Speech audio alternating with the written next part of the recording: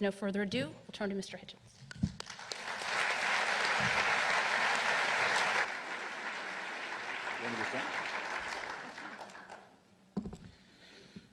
Shall I not be erect? No, all right, I'll be seated. Shalom. There must be something very persuasive about those who put this meeting together, because they maybe break two of my usual rules. One is not to enter a house of worship without wearing a vast necklace of garlic around my neck.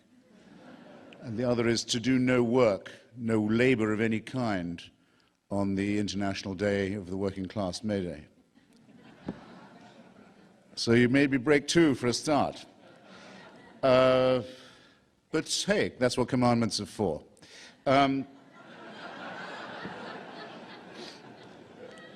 There's always a danger of hucksterism if you have a provocative subtitle to a book you may write, such as the subtitle of my own most recent book, which says, after announcing that God is not great, that it's about how religion poisons everything. And people have asked me, you mean everything, as in chess, as in male sexuality, whatever the topic might be?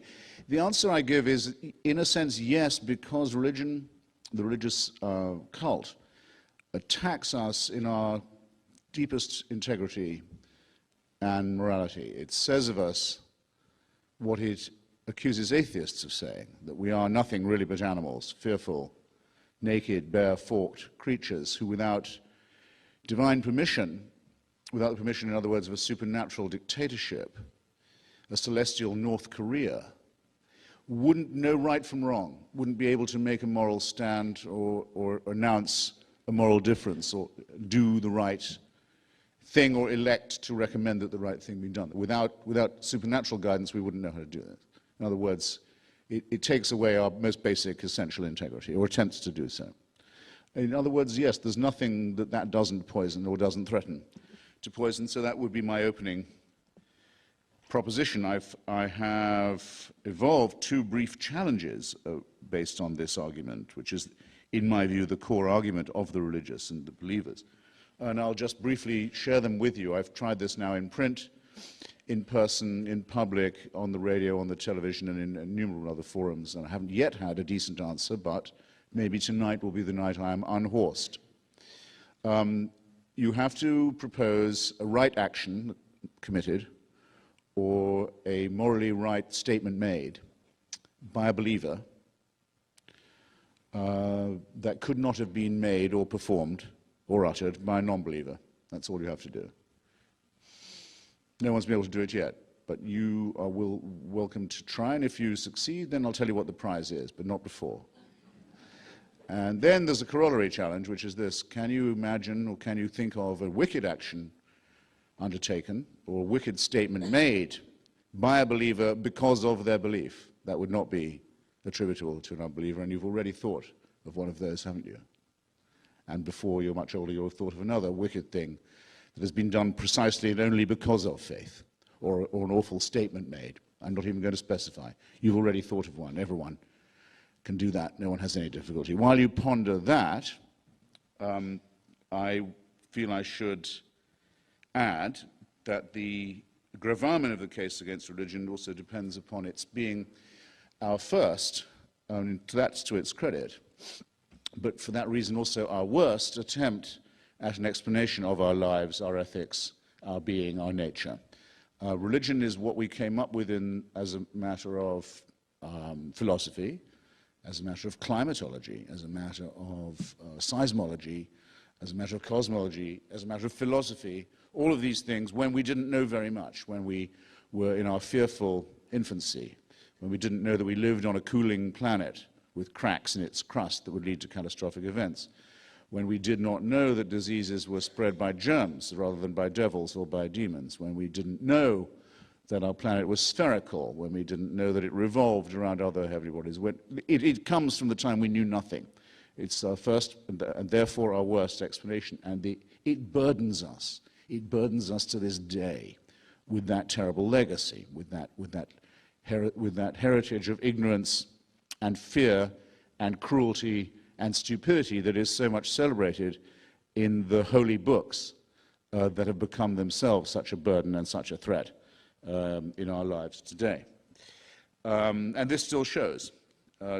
To elaborate a little on the challenge I just made about the relationship between religion and immorality, wickedness, evil behavior, I think you will find that the genital mutilation community is almost entirely religious, that the suicide murder community is almost entirely religious, that the decision to teach students stultifying nonsense about creationism instead of evolution as in the biology lesson is entirely a theocratic community, and that though the secular and atheist communities are not free from blemish or wickedness of their own, that crimes that occur in all cultures, such as ethnic cleansing, for example, or virulent forms of nationalism and racism, find that religion is a tremendous force multiplier when they do break out, a great intensifier of such things. And again, I won't, because I only have the residue of my 7 minutes, I won't bore you with giving the examples. I know I only have one.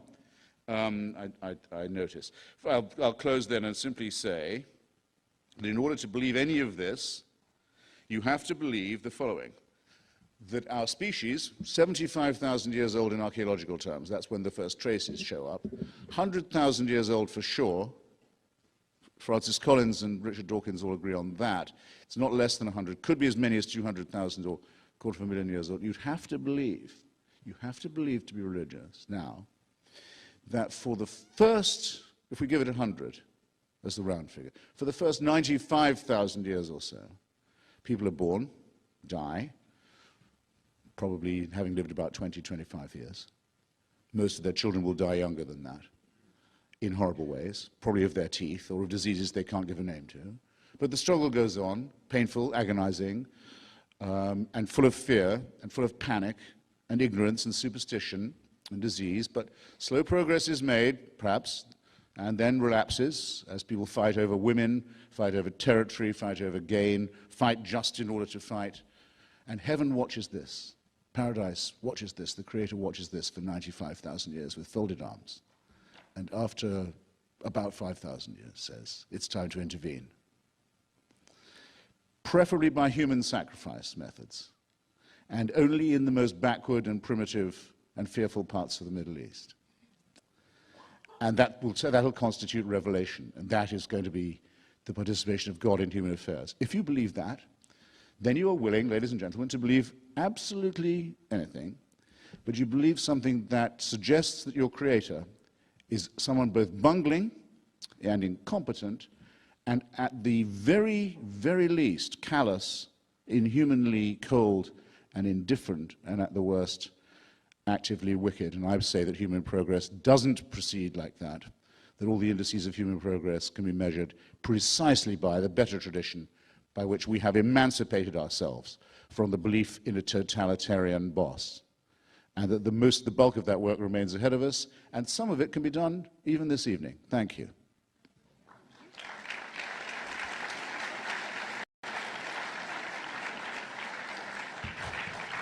Mr. Prager. Good evening, everybody, and thank you for having me, and I'm thrilled to be a part of this panel. I have had both of these men on my radio show, and I enjoy dialoguing with them a great deal, and I will tonight. I'm debating whether it's moral to react to anything that Christopher said, since he went first and he had nothing to react to what we said. So I will choose the easy way out and both react to what he said and offer some other thoughts. And I will react immediately in this way. He said, and if I jotted it down quickly enough, if you are prepared to believe that, namely that there is a good God who governs the universe, created human beings and so on, then you are prepared to believe absolutely anything. In reality, what I have found in my life is that the people who are most prepared to believe anything idiotic are the secular. In the United States of America and Western Europe, you are far more likely to believe nonsense if you are a secular human than if you are a religious Jew or Christian. The nonsense that religious Jews or Christians may believe in, and even assuming it is nonsense, is quite constricted to a handful of theological premises. But if I had to bet my entire, well, I was going to say my house mortgage, but it's right now, given the housing crisis, that there wouldn't be much to bet. But in any event, if I had to bet everything that I have on the following proposition, that if you took 1,000 American college students who were regular church attenders and 1,000 completely secular college students from the same socioeconomic backgrounds and asked them a whole host of questions, it is no doubt in my mind, and no doubt in my mind that Christopher Hitchens would find that the answers given by the ones who went to church were far more rational. For example, when I went to Columbia University, a bastion of secular thought, I was told as a given that men and women were basically the same. You had to be secular and intellectual to believe such drivel. Religious people knew this was nonsense. Today, I believe that the hysteria over global warming is indeed hysteria. You are far more likely to believe that hysteria if you are secular than if you are religious. G.K. Chesterton was entirely right, entirely, that when people stop believing in God, they don't believe in nothing, they believe in anything. The track record of the secular world's belief in idiocy overwhelms the Judeo-Christian world's beliefs in idiocy. And that's the only world that I am defending tonight, and specifically the Jewish one, the Jewish conception of God. But I will take the Judeo-Christian, Western European, and American right now as my model for a person who is far more likely to believe rationally about life and morally about life. I was also taught at Columbia University that the United States and the Soviet Union were morally equivalent. Religious people didn't believe that, by and large. The secular believed that. As for the track record of morality, which we'll get to later, the secular make most religious people look like Boy Scouts. The record of secular, of atheistic murder, torture, mass murder, and mass torture dwarfs all the religions in all of history combined. And that's in only 100 years of communism and Nazism.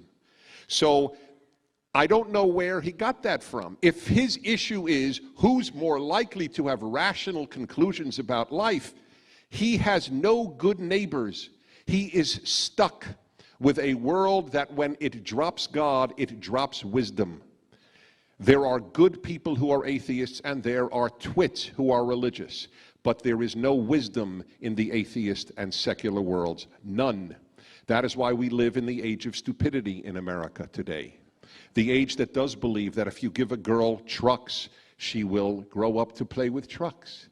And if you give a boy dolls, he will grow up to play with dolls. Only the secular believe that. The religious scratch their heads how people could believe such nonsense. Now, as to the larger issue of God's existence. To be an atheist is to believe that everything came from nothing. Since I cannot prove God, and he cannot disprove God, and he cannot prove how anything came about, we now enter the world of only common sense and likelihood. On the issue of common sense and likelihood, I simply ask you if you believe that it is more likely that everything, and I mean everything, came about on its own. That is what Christopher Hitchens and all atheists believe. It all came about on its own. But nothing physical comes from nothing. Nothing does. So it is a leap of faith that absolutely dwarfs my leap of faith, and I acknowledge it's a leap of faith that there is a good God who governs the universe. I fully do.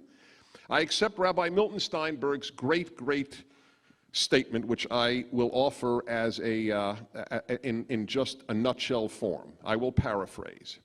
The believer in God has to account for one thing: the existence of unjust suffering. The atheist, however, has to account for the existence of everything else. That is so powerful to me as to be inherently persuasive. I fully acknowledge the weakness in the religious belief. I fully acknowledge it.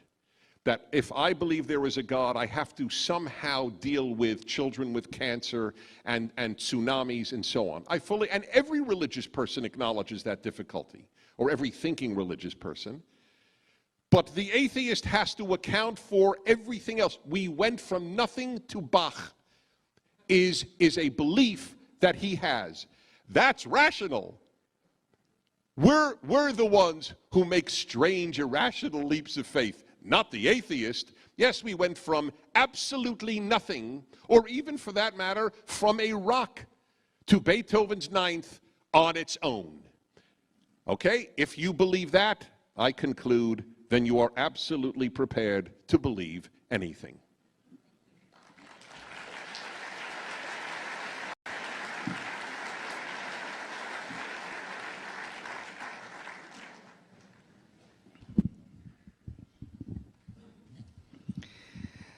Jody mentioned in the introduction my past as a little bit of a troublemaker in my college days. I remember we used to tell the deans that taking on our conservative campus newspaper was a bit like wrestling with a pig. Not only did it get everyone dirty, but the pig liked it. Now, we, the three of us on this podium, I believe we have a couple of things in common. First of all, I think we are all of, for all our differences, we are of one mind on the subject of Islamic radicalism and terrorism.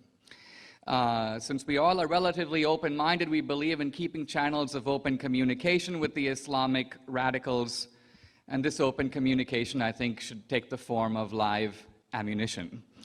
Now,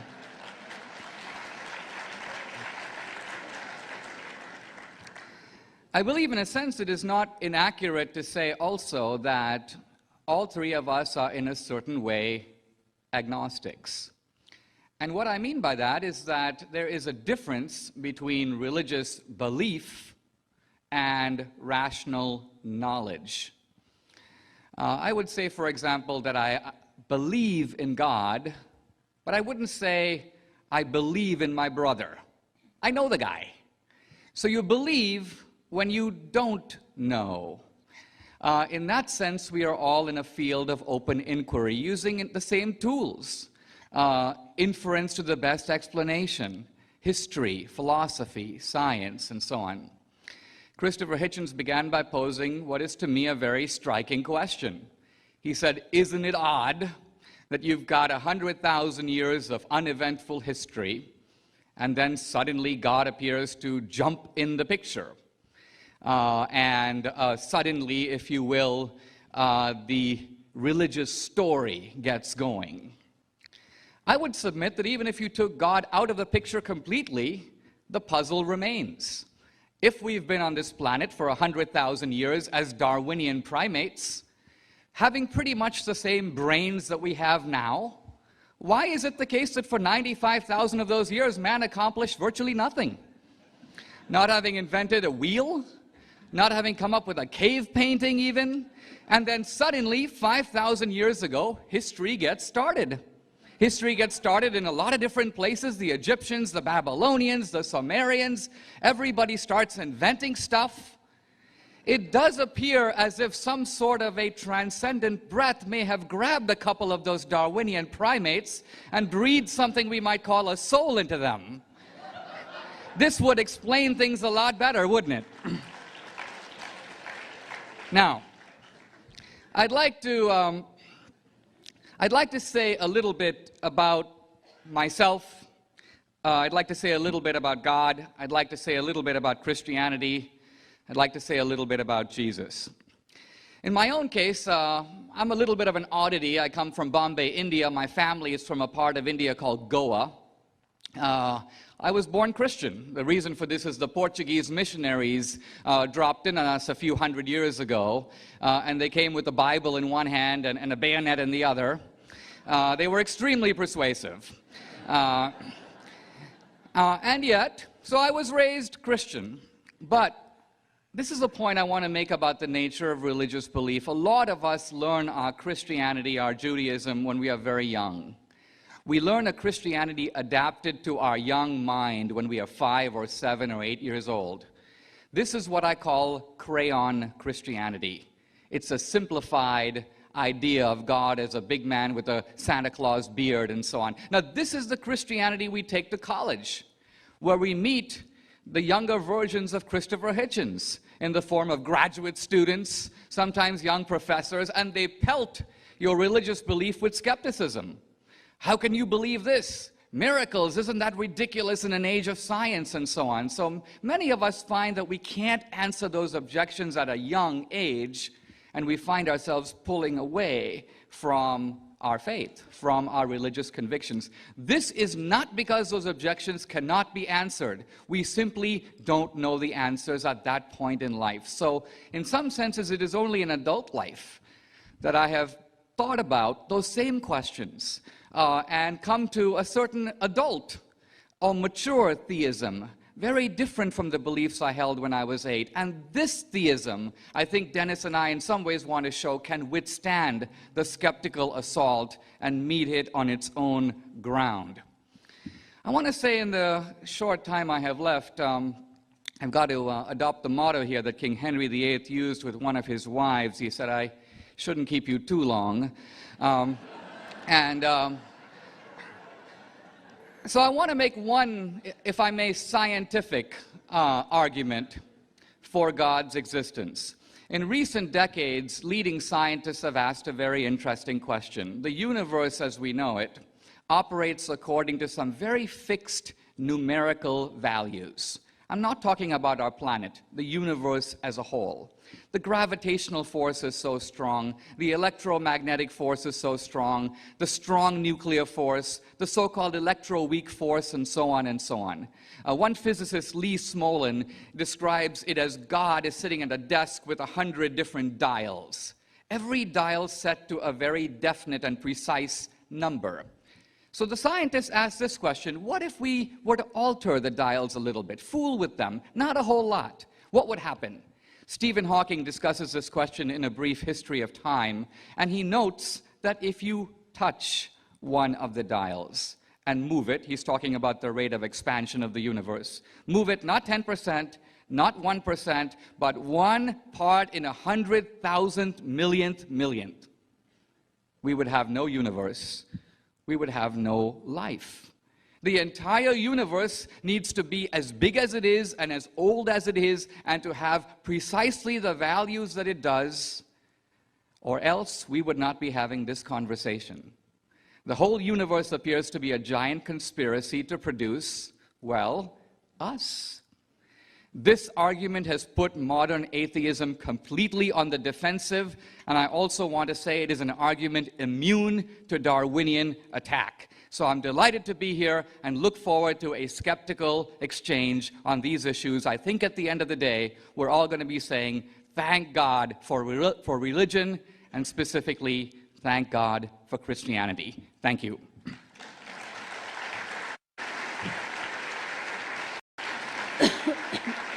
Thank you, Dinesh. Each of our speakers will now each take 8 minutes to respond to the other two gentlemen. We'll begin again with Mr. Hitchens. Wait, I'm so sorry. It says here I have 4 minutes to cross-examine. Excuse me. 4 for each of us. Yes. 4 for each. Well, you have 4 for each, so you can use them however you like. You can do 4 for 4. You can spend 6 on Dinesh. If I'm supposed to and 2 on- cross-examine, I should do that rather 4 than and 4. rebut. Don't think I've Right, run out right. of things to No, say. no. I'm just recovering from the amount of applause for Christianity I just heard from the pews. Perhaps it was just making nice, I don't know. Why don't I do a bit of cross-examination and please. see how it Go on. goes? Someone will have to be a timekeeper. Right here, And in my front. first, I'm told my first is to Dennis. And I think I'll begin by asking him if he would care to specify for me the secular roots of anti-Semitism and fascism, the founding movement of totalitarianism. I'm taking you up on your point about secular totalitarianism being as bad as religious. Given that there was The original totalitarian movement, the movement that invented the term in the 20th century, fascism, is, if you look at any history, I'll just make this observation, any history of the mid-20th century, take out the word fascism, put in the Catholic right wing, nothing changes, right? Whether it's the history of Spain or Croatia or Hungary.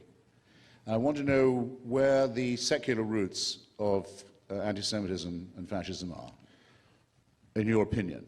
Yeah. Well, I wrote Actually, I'd rather have evidence than opinion for a change. I'm sorry, what was that? I didn't hear the last sentence before that. All right, doesn't matter. The question is not fully honest, and not that you're being dishonest, and I'm very careful because I have great respect for so much of what you say. Thank you. But I'll tell you why it's not an honest question. It's because it's somewhat of a non sequitur. There was no secularism until the philosophes and until the 18th century in Western Europe. So to ask what are the secular roots of a hatred that goes back 3,000 years is to ask it's like asking what are the secular roots of I don't know, what are the religious roots of Henry Ford's Model T. I mean, one has nothing to do with the other. However, today... You did say that this was a secular movement. I did say what was a secular movement? You said that movement. Fascism and Nazism were secular. Yes, they are indeed. Well, I said that. I said communism and Nazism. I said communism and Nazism. I was trying to get you to acknowledge the utter falsity of what you'd said. The what of what I said is a problem with these sounds back here. I have succeeded also in getting you to say that it is utterly false. The origins of the organizing principle of that movement, Jew-hating, are not secular. You're absolutely right. They are religious because they are in the religion that half the people in this room just applaud. Well, then give me the secular roots of the Ten Commandments. It's just as silly a question. There is no secular roots when there is no secularism. But today in America, almost all the anti-Semitism comes from the secular left. So it's a very poor argument on your where there is religion in America and there is secularism. The anti-Semitism is overwhelmingly, like at UC Irvine next week, from the secular left. Now, I'm just very sorry to have to tell you that I think that now you may have perhaps exhausted the extreme tolerance for other people's religions that, as the Catholic anti-Semitism that I've just been specifying in this room. Anyone who doesn't know where anti-Semitism is being pumped out in the modern world, in this room, I'd be very surprised. I mean, if it isn't pretty well understood that the revival of the protocols of the elders of Zion comes from the Hamas website. Yes, of course it does. Comes from another monotheism. They're not in the United States. Another they're in the Middle monotheism East. that correctly claims kinship with Christianity and Judaism. It's the origins of anti-Semitism are entirely in other monotheisms. I mean, if anyone doesn't know that, yes, they are. You can find me a single text of the secular left that licenses anti-Semitism, I should be very surprised. And I challenge you to do so. Well, sure, I'll be happy. But I would invite you to stop exculpating. I'm not very least to exculpating. stop making excuses for the actual practitioners of anti-Semitism, the Catholic and Islamic right wing. I wrote a book. I wrote a book on my book on anti-Semitism is available, and it has an entire chapter on the Christian roots and the Muslim roots of anti-Semitism. Well, why did you mention that instead of slandering secularists who are not guilty of this charge? Why did I mention what? It's terrible. Why did you not mention the religious roots of this filthy prejudice instead of slandering secularists who aren't guilty of it? Why waste your time and hours in First that of all, I didn't even mention anti-Semitism. You did. So why? You can't ask me why I didn't mention what you're raising. I appeal to you, ladies and gentlemen. That's a very evasive series of answers. Very disappointing performance. I think 4 minutes cross-examination. Now, for Dinesh, do I get to go to Dinesh now? Please, Dinesh will perhaps not be so evasive when I ask him. He kept saying he was a Christian. What he meant to say was he was a Roman Catholic. There are lots of ways of being Christian. For example, to take the nonsensical statements made by Mr. Prager earlier about, for example, gender equality or global warming. These are the sort of things you get from Quakers and Unitarians and Methodists and Anglicans, as much as you do from secularists. There are many, many ways of being Christian, but the Pope says there's only one true way of being one. Ratzinger says there's only one true church, only one church that's divinely inspired, that has real authority, and it's the Roman Catholic Church. Is your view also the view of His Holiness? I'm not sure. Well, I say this because, reply. well, I'll be honest with you. I think you're jumping a little bit here into describing my views, which I've written about quite openly. I certainly am raised Catholic. I've drawn in my work on the intellectual tradition. On the other hand, I'm married to an evangelical Christian, and in my work and in my life, I try to combine elements of the Catholic intellectual tradition with some of the experiential, faith-based relationship with God elements that I draw from evangelical Christianity. So quite openly, I identify myself with what C.S. Lewis called mere Christianity. That's not an evasion. That's where I am. Okay, but you'll admit that for me, I mean, who does say to anyone who asks exactly what he thinks, and when I say I'm an atheist, you can pretty much tell what I'm going to say and what I'm going to stand by. It's disappointing every time I ask a religious person to find that they're shopping from some clerical cafeteria. I like this bit, I don't like that bit. To be a Roman Catholic is supposed to mean that you say that all other forms of religion are false.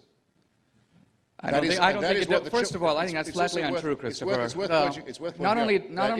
That is what Holy Mother Church actually says. I'm saying this for this reason. There's a lot of soft ecumenicism in the air tonight, and there's a lot of soft ecumenicism in the audience tonight. I just feel a few tough distinctions are worth making. Well, let's make them. People who really take their church seriously, particularly Holy Mother Church, say, it's a pity. You're wasting your time. Your religion is worthless to you. It's not going to get you to heaven. It's not going to redeem you. It's not going to save you. There's only one way of doing that. Now, that surely has to be counted also as among the beliefs that we're discussing. Well, first of all... Wouldn't you say yes to that? Well, you made a number of statements. Look, it is in some senses true that all religions, and by the way, this is no less true of atheism or secularism, claim an exclusive claim to truth. If atheism is true, no religion can possibly be true. That's quite right. So atheism in that sense is just as parochial in asserting the falsity of every competing faith. Second, Christianity is probably the only religion that declares another religion to be completely true, and that is Judaism. Christianity is built, you might say, on the foundation of Judaism and intends to incorporate it unedited, the whole thing.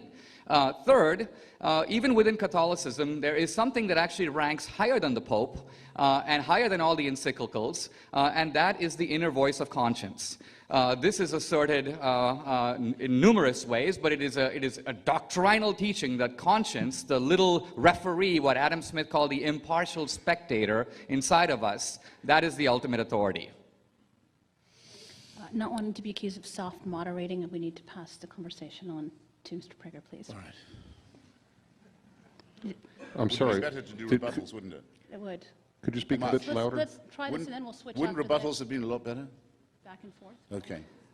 Well, I think we should keep the format. Yeah. I think to keep the format now, and we can regroup after. Yeah, then we could do Now, it. Mr. I Prager. agree that just allowing rebuttals for a longer time Okay. afterwards rather than Let's do that. cross-examination. Let's stick with this, and yeah. then next round we'll Yes, play it loose. reminds me too much of lawyers in any event, and Or congressional hearings. Is it my turn? All right, so Christopher, I just have a number of questions that would interest me to get your answer to. I fully acknowledge, and so did Dinesh D'Souza at the very outset, that every thinking believer has doubts. Do you ever doubt your atheism? Well, the practice, the atheist, secularist, materialist practice is based on doubt.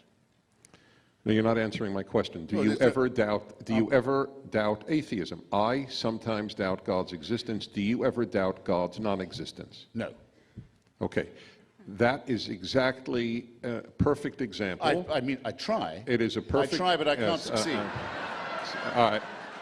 I do my best. I mean, Well, you don't I give try it, hard enough. I give it a try, but Okay. it's All right. it's not possible to. I know. Well, that is. Look, I appreciate your honesty because I think I'm here myself because of the laws of biology, Okay. and not because of a divine plan. I just haven't got the arrogance to claim that I'm here because God has a plan for me. On the contrary, you have much more arrogance because of your certitude is greater than ours. We have self-doubt. You do not. You heard that, No, I ladies didn't and say gentlemen. that. Yeah, You that is did a not make fact. me concede any such thing. You're so No, glib. you said You're so glib you squeak. I'm sorry. I asked you, do you didn't ever concede doubt? anything of the sort. All right. I said I try, Yes, but I can't. right. I can't. So I don't care whether you try or not. The fact is that you never doubt your atheism. I cannot We come doubt up- our I religiosity. cannot come up with- There is a far more inquiring mind among the thoughtful religious than among, and I will include you, the thoughtful atheists. You are far more dogmatic than we are. I can't find any merit in, since you're asking me again, I can find no merit in any theistic explanation of my presence here or yours. Yes, that's a separate I question. have tried. Whether you I understand. Whether you I owe- find merit or not. I owe you my fine. best reply. Okay, so we answered that question. We acknowledge doubts. You acknowledge no doubts. Fine, No, fair no, enough. Next no, question. No, that's not what I said. That is what you said. It's on tape No, and it isn't. video. It is not what I said. It is what you said. No, it You isn't. said you try, but you fail. No, you're you being said it boring 4 as well times, as in clever. fact. You're being boring as well as clever, and dishonest too. Well, all right. Look, people, Look to your- you look to will your all immortal- purchase the look to your CD, immortal- and look you to your will. immortal soul. Okay. You Look said to your immortal soul. you don't doubt your atheism. All right, we'll leave that point. If you said you did, well, the audience will judge. Next, A statement that something is doubtless is not a statement of dogma. Okay, I don't doubt the rotundity of it's the a statement globe of a either. dogmatic. It's a Okay, dogmatic I don't outlook. doubt it. Right. Okay. We acknowledge more intellectual doubts. It's all I wanted to say, because there is an all-pervasive outlook today that it is the atheist who is the open-minded, and it is the religious believer who is the closed-minded. And you just heard an example, in my opinion, if you reject it, you reject it, but in my opinion, of a greater open-mindedness to self-doubt and self-inquiry among most religious people than among the atheists. I don't doubt the theory of natural selection either. Okay, fine. I don't doubt it. That's all right. Fine, I understand. I don't Sorry. doubt that the sun rises in the east. So you Very have good. the same Now- certitude now about finally. that. No, now we're Finally finally you're nothing. thinking. Okay.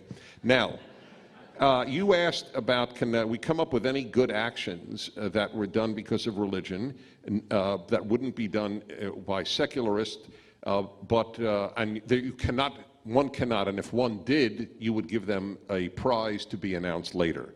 I will ask for that prize in a moment.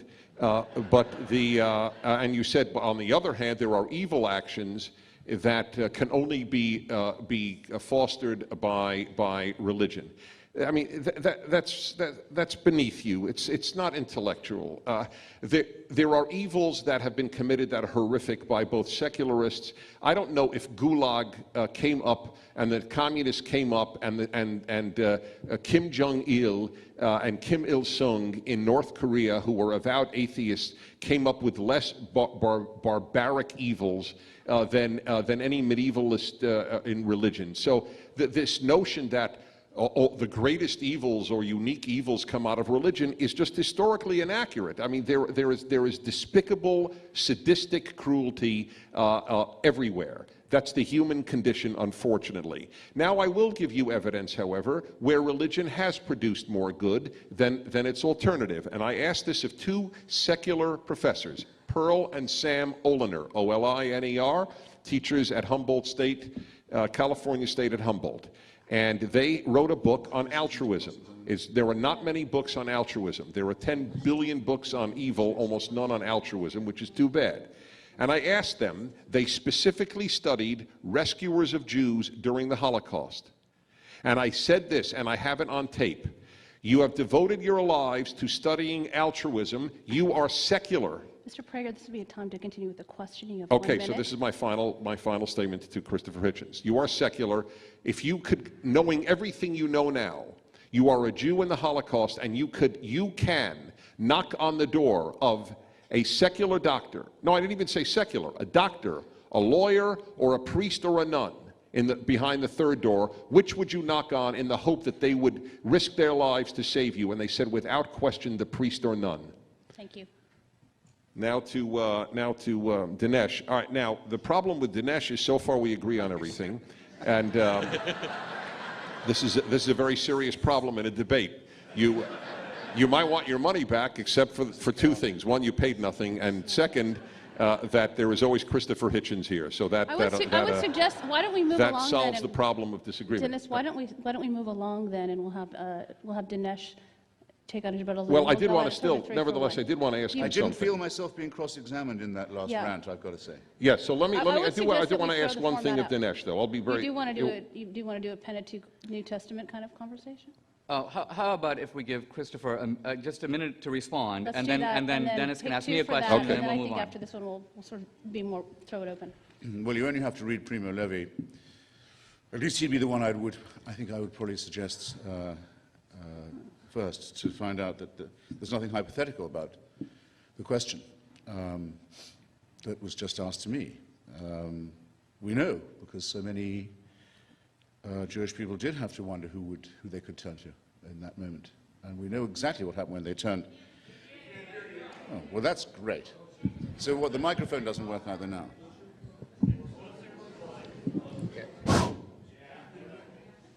There's nothing hypothetical about the last question I was asked when it finally came to a question, because it was the fate of many Jewish people in Europe to have to wonder to whom they could turn in their time of extremity. And I'll tell you the place they didn't turn, which was to the churches that had made the official concordat with Adolf Hitler and Benito Mussolini.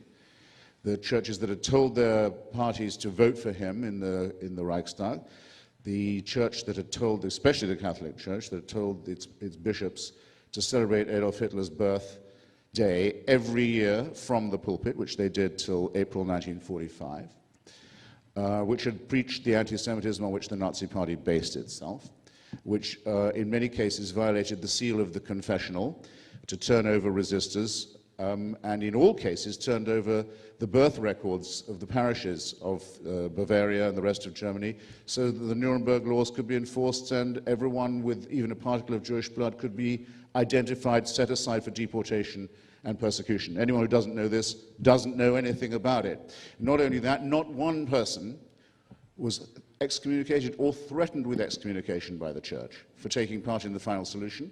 Paul Johnson, a Roman Catholic historian, estimates that 40 to 50% of the Waffen-SS were communicating Roman Catholics. Not one of them was ever threatened with the smallest punishment for what they did or were doing. Thank you. No, don't let's give up. It doesn't mean that there's no relationship between Christianity and morality in this dark hour.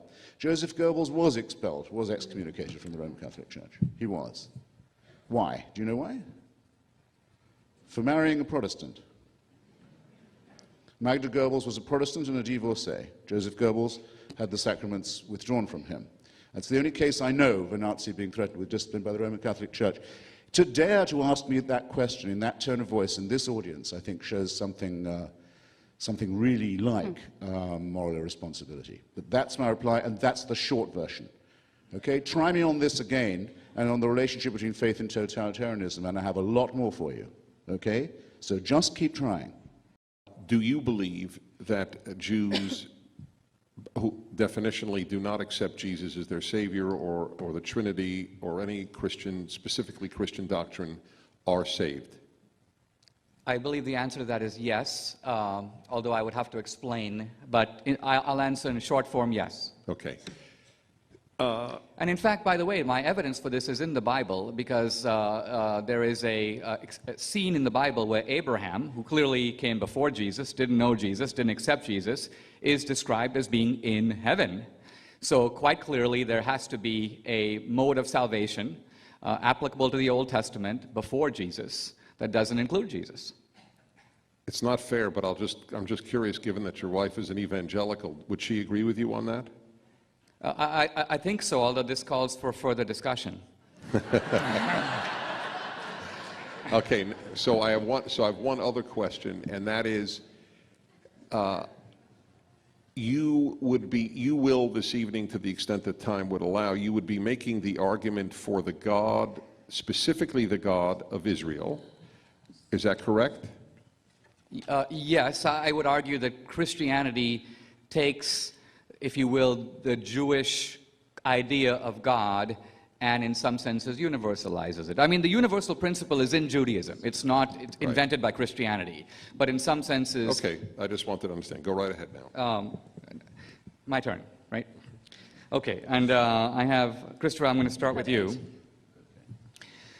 Let's begin with this business about religion poisoning everything. Now, I think you would concede that much of what we call Western civilization is built on the pillars of Athens and Jerusalem.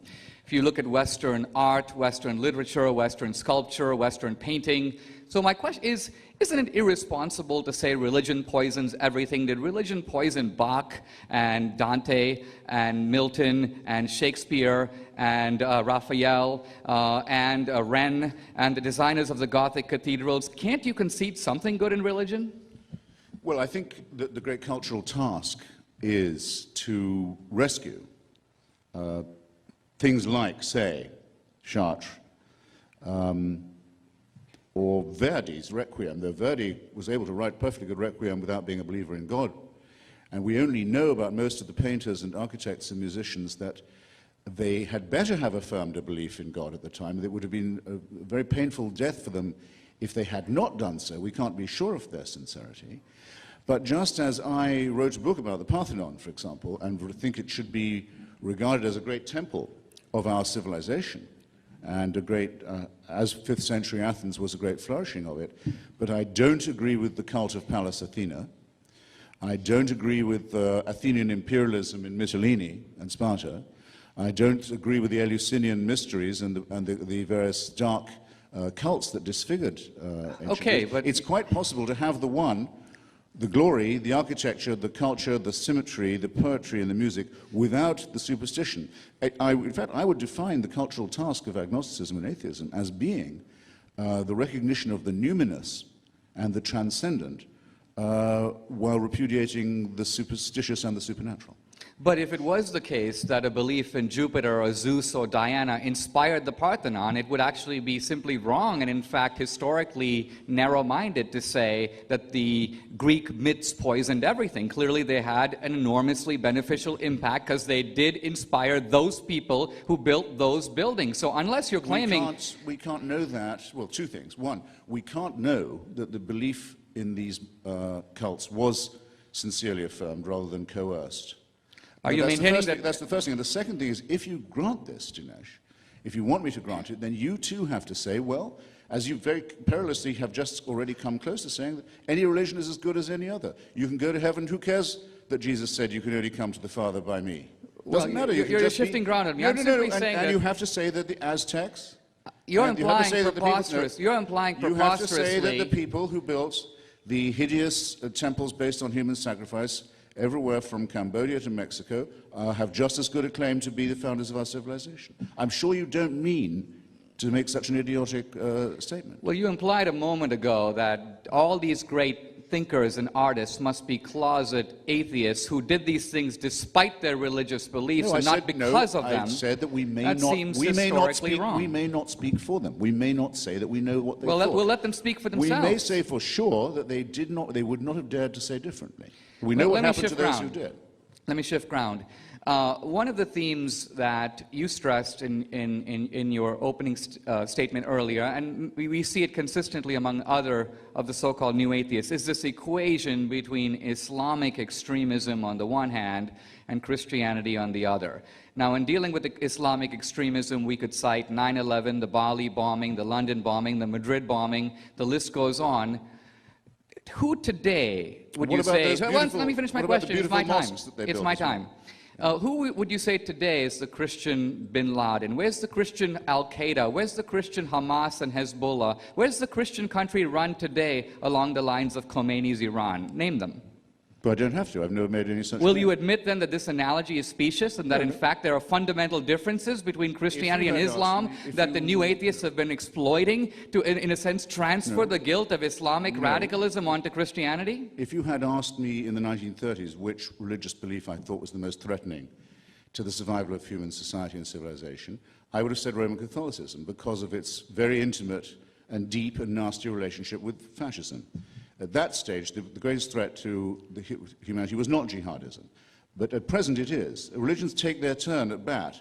In Northern Ireland, Protestantism has been far more oppressive and obscurantist than Catholicism even for the last half century. I would regard that as anomalous, but there's no way, just as you can't answer my question about why in that case don't you credit the builders of mosques and Aztec temples and Khmer temples too, and say that all of these prove that religion is the origin of civilization. You won't do that because it would be too ecumenical for you.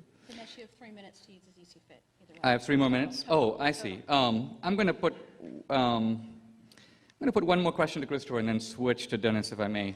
I'm going to come back and answer your points about Hitler and anti-Semitism, so I'm going to hold off on them now. You say in your book, God is Not Great, that you think that Jesus Christ did not even exist. You consider seriously the possibility that he was a fictional character. And I'd like to ask you, by what standard of scholarship do you do this? For example, for Socrates, and I think that there's probably no sane philosopher or historian of philosophy who doubts that Socrates existed. We have only two sources really for Socrates, both admiring disciples, Plato and Xenophon, and they give very different portraits of Socrates. So my question is, if Socrates existed by accepted canons of historical scholarship, on what basis do you deny the historicity, forget the divinity, just the historicity of Christ? Well, you only had to turn another page and to see that I say that there's no proof of the existence of Socrates either. Oh, I'm so sorry. Dinesh, what about Alexander the Great? Did he exist? You only have to turn another page to see my say in my discussion of Athenian philosophy that there's no proof of the existence of Socrates either. I make the point almost as you do. I say it's with the exception of two people who were admirers, we can't be certain that he existed at all, but it doesn't make any difference. Christopher, because the Socratic, I can revere the Socratic method without having any need at all to deify or put on a pedestal, make superhuman the person who invented it. No, the point I'm making is... I'm sorry, you've just dug a pit, not the first time this evening, you've just dug a pit for yourself with your own hands. I was just making the point that the historicity of virtually every figure in the ancient world, from Alexander the Great, relies on fragmentary evidence, and so canons of historical scholarship generally accept reliability even when there's partial documentary evidence, if there are no reasons to believe the contrary. There's no evidence but You're hearsay. Elevating the degree of skepticism in dealing with Christ that you would nowhere apply to any other figure. There is no evidence but the hearsay of fans. I want to switch to Dennis Prager and Jesus of Nazareth. Alexander the Great at least has coins with his face on them. I'm going to put one quick question. And name. One question to Dennis Prager, if I may. Written down by literate people. There's nothing of that for Jesus or Moses. Christopher, you are engaging in the filibuster. All right. No, answering the question, I think, otherwise you could have accused me of not doing so. There is no evidence of any kind for the existence of Moses or Jesus. None. Save this for the rebuttal. At all. Of the kind that there is for Alexander the Great. Not to know the difference. Well, let's just say this puts you wide outside the mainstream of the entire living historical community. But let me turn to Dennis Prager. I've been to the grave sites of the Macedonian royal house. You won't find Jesus' grave in a hurry. And they haven't found Mount Sinai yet. Yeah, Go look for Mount Sinai. Tell me when you found it.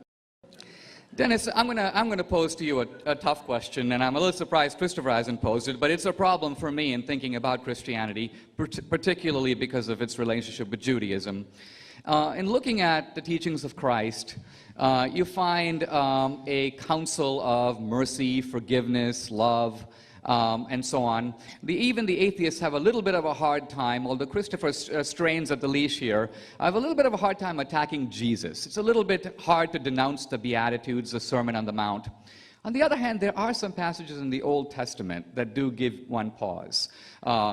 Ideas of an Old Testament God who seems vengeful, who identifies so completely with one group that the enemies of this group become the enemies of God. These people are wiped out, decimated, their children taken into slavery. How do you explain those passages? I do explain the passages, and then I have a rebuttal for you then. But first, the enemies of Israel are only wiped out to the extent, first of all, they're never fully wiped out. I mean, but whatever it is, they're certainly warred on and they're decimated, if not wiped out. But in any event, only because of their evil, and the Torah makes that clear. The first 5 books of Moses, that they had to reach a level of evil where they deserved it, and the evil was almost always identified as child sacrifice. That is what the Canaanites engaged in. The greatness of the Hebrew Bible, and since we're now making these comparisons, and everyone here who knows anything about me knows my gratitude and respect and every good feeling toward America's Christians and toward the contribution of Christianity in this country specifically and elsewhere as well. But if you are going to make that comparison, I find it far more morally troubling that in the Old Testament, the Hebrew Bible, it is filled with Jewish self-criticism. The villains of the Hebrew Bible are the Hebrews, not non-Jews, Jews. But that is not the case in the New Testament. The Christians are terrific. The Jews of the Jewish Bible stink, with a handful of exceptions. The self-criticism, the constant saying about how bad they are, they get out of Egypt, they build a golden calf after all of the miracles. So this comparison is not one I like making, but since you've opened this Pandora's box, I am very welcome to making that comparison. Secondly, the Jews' God judged everybody, including pagans, by their decency, not by their belief.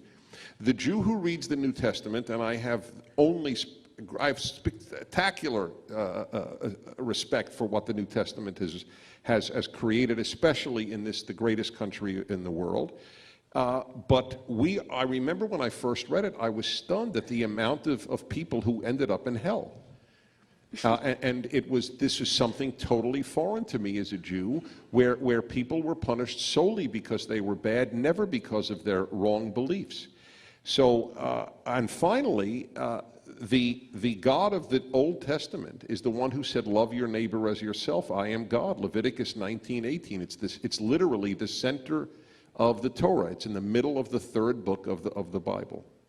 Thank you. I'm quite sure there's more to be said on punishment and hell in the next few minutes. I'm going to suggest, for the sake of time and to allow for questions, that because this is your penultimate statements, let's try and truncate them to 3 minutes, 3 to 4 right now in the rebuttals, and then maybe we'll do more of a worldwide wrestling approach to the final cross-exam.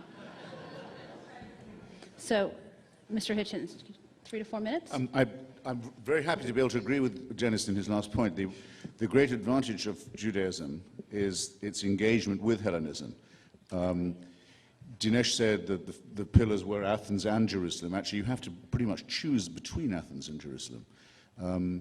And Orthodox Judaism very strongly emphasizes this point by describing as the heretic the Epikoros.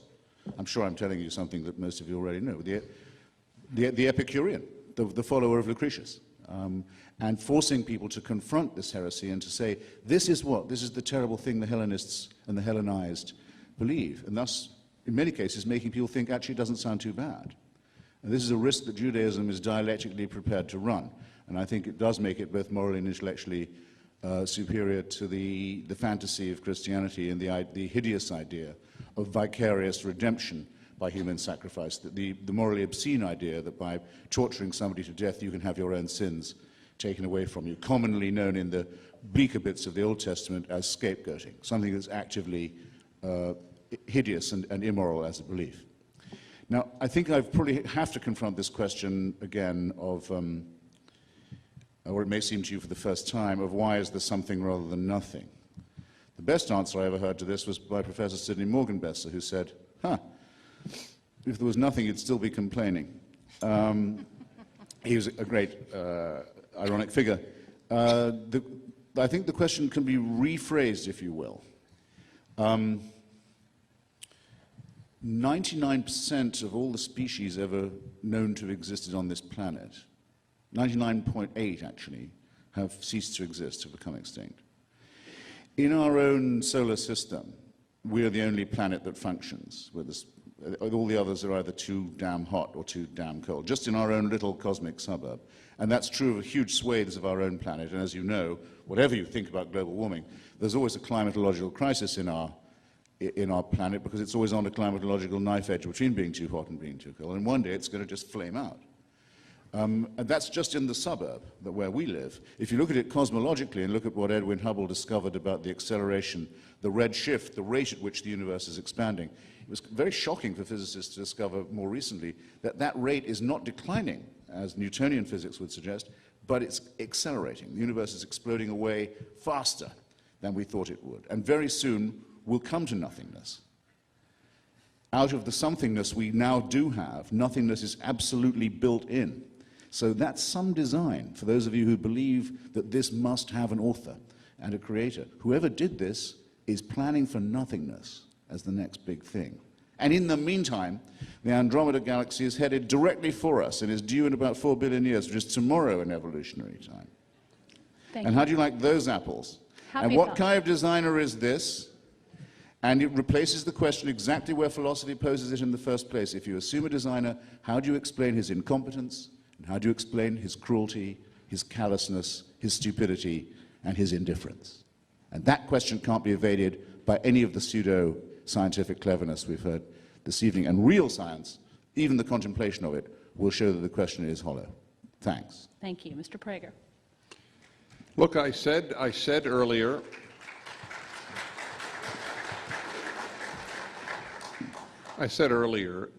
that I fully acknowledge, and every thoughtful religious person acknowledges, the problem of an unjust world. The alternative would have been a perfectly just world. I have a deep desire for a perfectly just world where nothing unjust could happen, nobody could hurt anybody, no man could rape a woman, no parent could abuse a child, where there was no premenstrual syndrome. I mean, I could imagine a perfect world in many ways.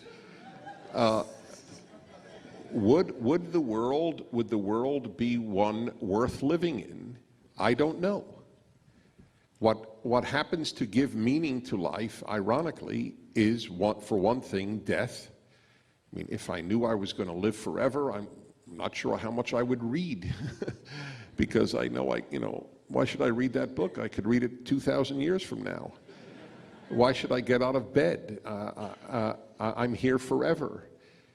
I don't have perfect answers for this, but the alternative doesn't fill me, frankly, with great desire either. The Jewish view is that God did make an uncompleted world, and it is the human task to repair it, to complete it. That's why the traditional understanding for circumcision on the 8th day, the 7 days of creation, 6 plus the day of rest, and on the 8th day, we're already manipulating nature, as if to say, it wasn't perfect, the human body, we'll make it a little better and get rid of the foreskin. Whatever you have to say about it, it's a symbolic notion that we are here. I don't lament the loss of my foreskin, Christopher, so it is not an issue I want to get into. It's among the many trauma of my life that has not been high on the list. Never by crackling from a moil. Okay, now, I do want to say one other thing, though, since I have 1 more minute only. Christopher said it's very possible to have great cultural achievements without the supernatural. Really? Really? May I offer this thought as one who was a part-time orchestral conductor and deeply involved in classical music? By and large, the death of God in the Western world has led to the death of great art. Music since the age of secularism stinks. Art since the age of secularism stinks. What our art galleries are filled with today are fecal matter, urine, menstrual blood, and the like. They are moronic cartoons that fill our galleries. It was only God and the pervasiveness of God in the Western world that produced great art. It is an empty, empty chamber, the secular chamber.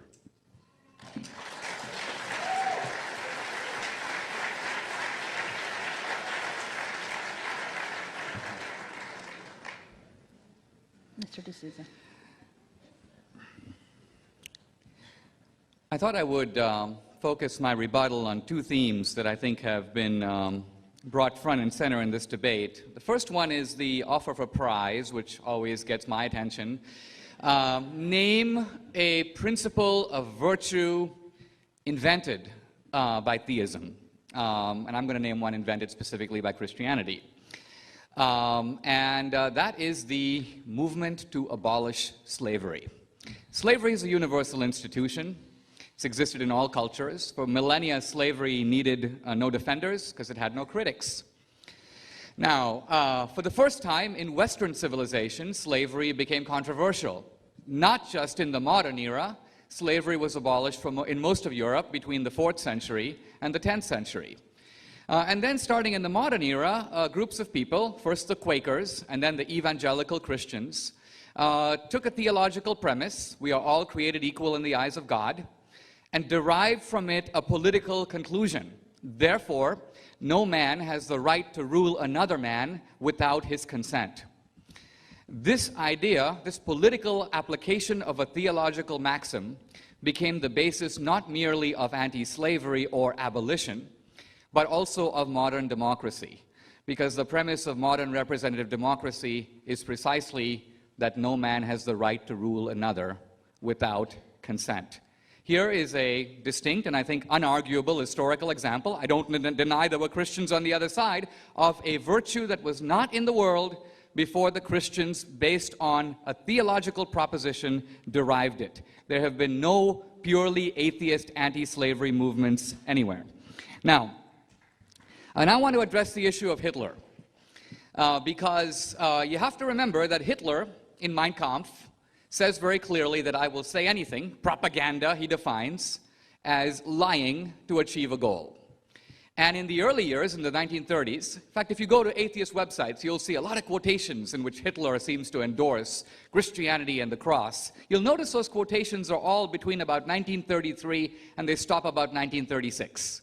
Why? In the early years, Hitler was trying to win over the Bavarian Catholics and the Lutheran Protestants, and so he invented an Aryan Christ, sort of the killer of the Jews, and tried to sell this to the German churches. They didn't buy it. And so the moment Hitler got to power, and by the way, Hitler's own views on Christianity extensively stated in a book called Hitler's Table Talk, assembled by his own close aides, he dripped with venom and hatred for Christianity. He saw it as the main obstacle to creating a secular, race-based utopia. And the leading people around Hitler, Bormann, Heydrich, Himmler, were avowed atheists who were given the specific charge of undermining and destroying the churches in Germany. All of this is pretty well outlined in Richard Evans' multi-volume History of the Third Reich. So this idea that Hitler was some sort of a closet Christian, complete nonsense. Now, one thing that Christopher does in these debates is he takes the crimes of Christianity and he blames them on Christianity, and then he takes the crimes of atheism and he blames them on Christianity.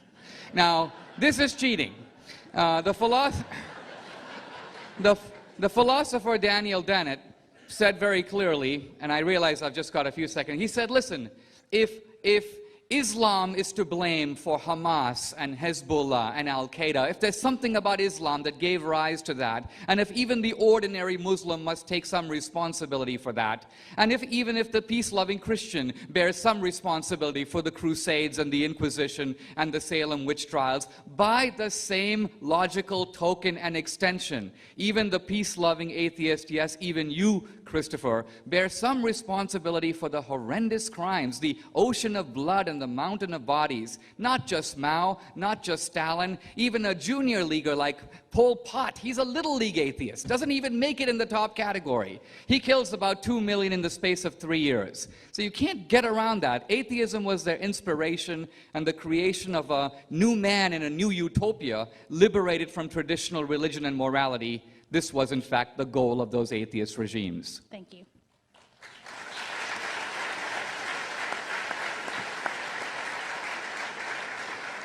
I think what might work better is if, Christopher, you just take 5 minutes and essentially you can cross-examine, jump in, rebut, whatever, and then as long as it doesn't turn into a tag team, we just sort of proceed from there. So take 5. Right. I'll do it in reverse order if you don't mind. I'll take what's fresh in your mind. I was talking not just about Hitler's attitude to the church, which was indeed very conflicted, and though not a secular one, the desire to replace religion with a Nordic, Aryan, race-based paganism may be many things, but it's not secular.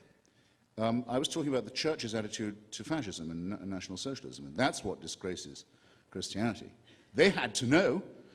If you're right, Dinesh, they had to know that the ultimate aim of National Socialism was to depose their church. They didn't stop them groveling to it and sharing with it in the two main pillars of its propaganda, anti-Semitism and hatred of Marxism.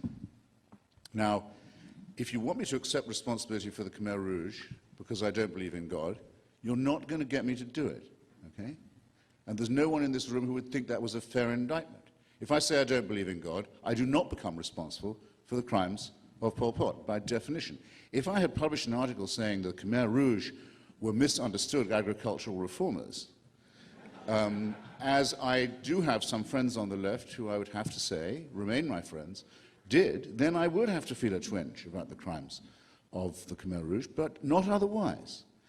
And if you think that North Korea, where I've been, is a secular state, you overlook the fact that it is based upon the worship of a dead man whose son is his reincarnation. It's one short of a trinity. It's the most perfectly religious state I've ever seen. And if you don't realize there's a connection between Stalinism and the pre-existing cult of the Tsar, a supreme head of the state who was also head of a church and considered to have supernatural properties, then you haven't done much work in cultural studies. And if I say, I don't think that God created the universe, or me, I don't become responsible for the Gulag. And is there anyone here who can supply the middle term to the syllogism that would suggest that I do? Quite plainly not. In order for your charge to work, you would have to point to a society or a state that adopted as its ruling precepts the ideas of Lucretius and Democritus and Epicurus and Galileo and Spinoza and Jefferson and Voltaire and Einstein and Richard Dawkins and so on, and then fell into slavery, backwardness, famine, and the rest of it. And you won't be able to find such a society, and you won't be able to have a proper comparison or a fair level playing field in that way. Actually, the nearest there is to such a society is the great republic in which we are this evening met, the only country in the world that ever has written itself a secular constitution, and much of whose glory is precisely for that reason. Now, I'm sorry to say that the same thing is true of slavery. It was essential, of course, that there be Christian anti-slavery movements, and I don't say that there weren't, and Christian anti-slavery activists, because theirs was the responsibility. The warrant for slavery was biblical to begin with. The warrant for slavery was found in the Bible and preached by the churches. The motto of the Confederacy, when they declared they'd rather have a war than give up the peculiar institution, was Deo Vindice, God on our side, God with us, God will vindicate us. For every Christian who was an anti-slavery activist, there were millions and millions of Christians who did not just passively but actively supported the institution, whereas the main founders of the American Anti-Slavery Society, men like Benjamin Franklin and Thomas Paine, had no God. So your point, I'm sorry to say, falls. Now, just on the point that Dennis made, he confused my remarks about the chaotic and disordered and undesigned nature of the cosmos and the universe with the demand for everything to be just. I didn't say everything should be just and we should complain that it's not. I said that if you claim it's ordered and designed, you will have a very serious problem, because into the design and into the order is built chaos and ultimate collapse and nothingness. So that the indictment of your designer will be the same as it would be if you hadn't started to argue in that way. But that there is so much injustice and that there is so much random misery and unfairness is not my problem. It is the problem for those who say, and I'll rest on this, those who look at the idea of a God and who say, a God who would make a penis that needs to be snipped, it's so badly thought out. Some designer, the word for this was, this phrase for this was come up with by the great poet Fulk Greville. A long time ago he said, if you believe this, then you believe that we are created sick and then ordered to be well. That can only be done by a heartless, cruel, incompetent designer. Voila.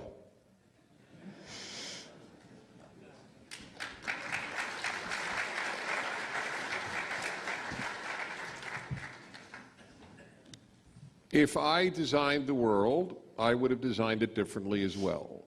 I would have definitely made celery fattening and cheesecake healthy. I have innumerable designs that I would have done better than God. I have no doubt about it. Absolutely. But to me, it's meaningless talk. I mean, these are the things that, I argued with kids in the 3rd grade. They'd say, Dennis, you believe in God? I'd go, yeah. Oh, really? You think he's all powerful? I'd go, yeah. Well, is he so strong that he can make a rock so heavy that he can't lift it? And then they'd walk away thinking they had just, discovered America, that they had just this brilliant insight. Or, well, if everything needs to be started, who started God? These are not serious arguments. God is not natural, so therefore God doesn't need to be started. Only things within nature need to be started because everything in nature did. As for design, of course, I told you, I admit it, I have design questions. But if you look at the spectacular way in which the brain, the eye, the body works, my brother was at Harvard Medical School when he came to firmly believe in God, and he did so looking at the cell. The infinite complexity of just one cell with the endoplasmic reticulum and the Golgi bodies and everything else that is happening in there. Now, of course, you could say it happened on its own, and that's what I began by saying. Since neither of us has proof for our position, it's, to me, a matter of common sense. That's all. One just asks, what is the likelihood of it coming about on its own versus the likelihood of its having been designed? There are scientists who are also stymied by this question, and they have posited, since they refuse to believe in a supernatural deity, they have posited that extraterrestrials planted seeds here, because it seems so inconceivable that this just happened in earthly terms. Now, as to just a couple of other points that are made, I mean, once a secularist says that North Korea is religious, I think that we have gone beyond the realm of definitional terms. It's a completely secular state. If you are religious in a God-based religion, that's what we're talking about. The debate here was about God.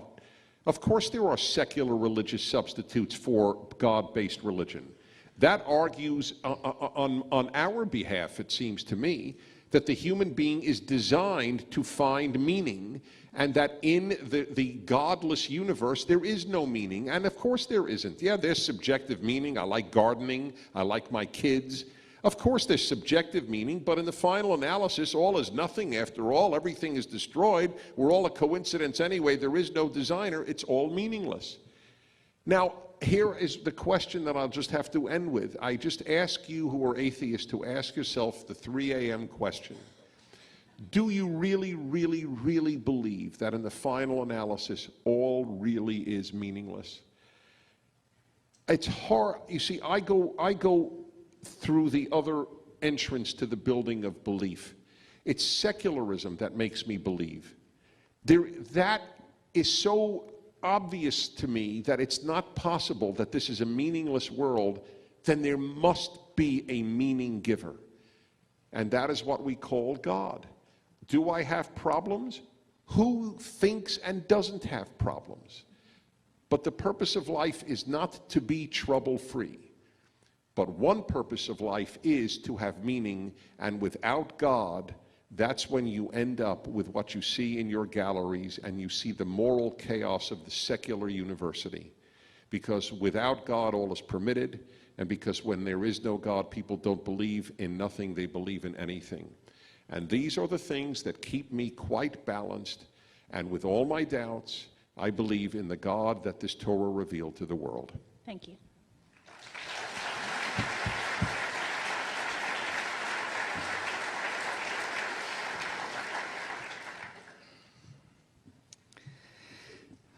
I must say I love these debates, and I particularly like these rebuttals. I always feel a bit like Winston Churchill said he felt during the Boer War. He said it's always exhilarating to be shot at without result. So I want to begin by addressing briefly slavery. Remember that slavery was for many centuries like the family. It was taken for granted. Slavery existed in the ancient world, and in fact, you had something very close to what we would consider atheists in the ancient world. Christopher mentioned Lucretius, Epicurus, Aristotle in some sense. He posited a first mover. They were not in any profound way bothered by slavery. Nobody was. Slavery only became controversial within what we could call Christendom. For the first time, slavery had critics. For the first time, there was a movement behind it. That movement would not have existed were it not for Christianity. This point, by the way, can be greatly extended. I mean, for example, human life had very little value in ancient Greece and Rome. The ancient Spartans would leave the sick child on the hillside, happy to find it dead in the morning. That's not the scandal. The scandal is the great atheist thinkers of ancient Greece, Epicurus, Lucretius, Aristotle, knew about this. But they viewed this with complete equanimity. It didn't bother them. It was no big deal. Why? Because the idea of the sacredness and preciousness of every human life, this comes through Judaism to Christianity. These are new things, if you will, that Judaism and Christianity brought into the world. I want to talk about, well, you mentioned Franklin, Jefferson. These were, by the way, the least devout of all the founders. And yet Jefferson, when he wanted to condemn slavery, used surprisingly biblical language. The Almighty can take no side of ours in this kind of a contest. The unbeliever Jefferson became peculiarly devout. And when Jefferson in the Declaration of Independence, a considered document, had to locate the source of our rights, he could think of only one, the Creator. No other.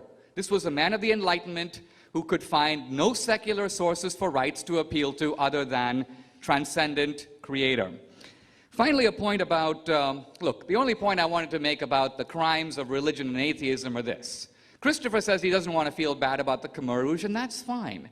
But then he proceeds to show that Stalinism and North Korea were really disguised forms of religion, so he's trying to make Dennis and me feel bad about those things, even though we had nothing to do with them any more than he did. So there's a sleight of hand going on here, and that's all I'm objecting to. We need an equal calculus. If you read Henry Kamen's multi-volume study of the Inquisition, you discover that over a period of some 350 years, the Spanish Inquisition, which was the worst, killed about 2,000 people. Now, that's 2,000 too many, but 2,000 people over 3, I'm not a math major, it works to about 5 guys a year.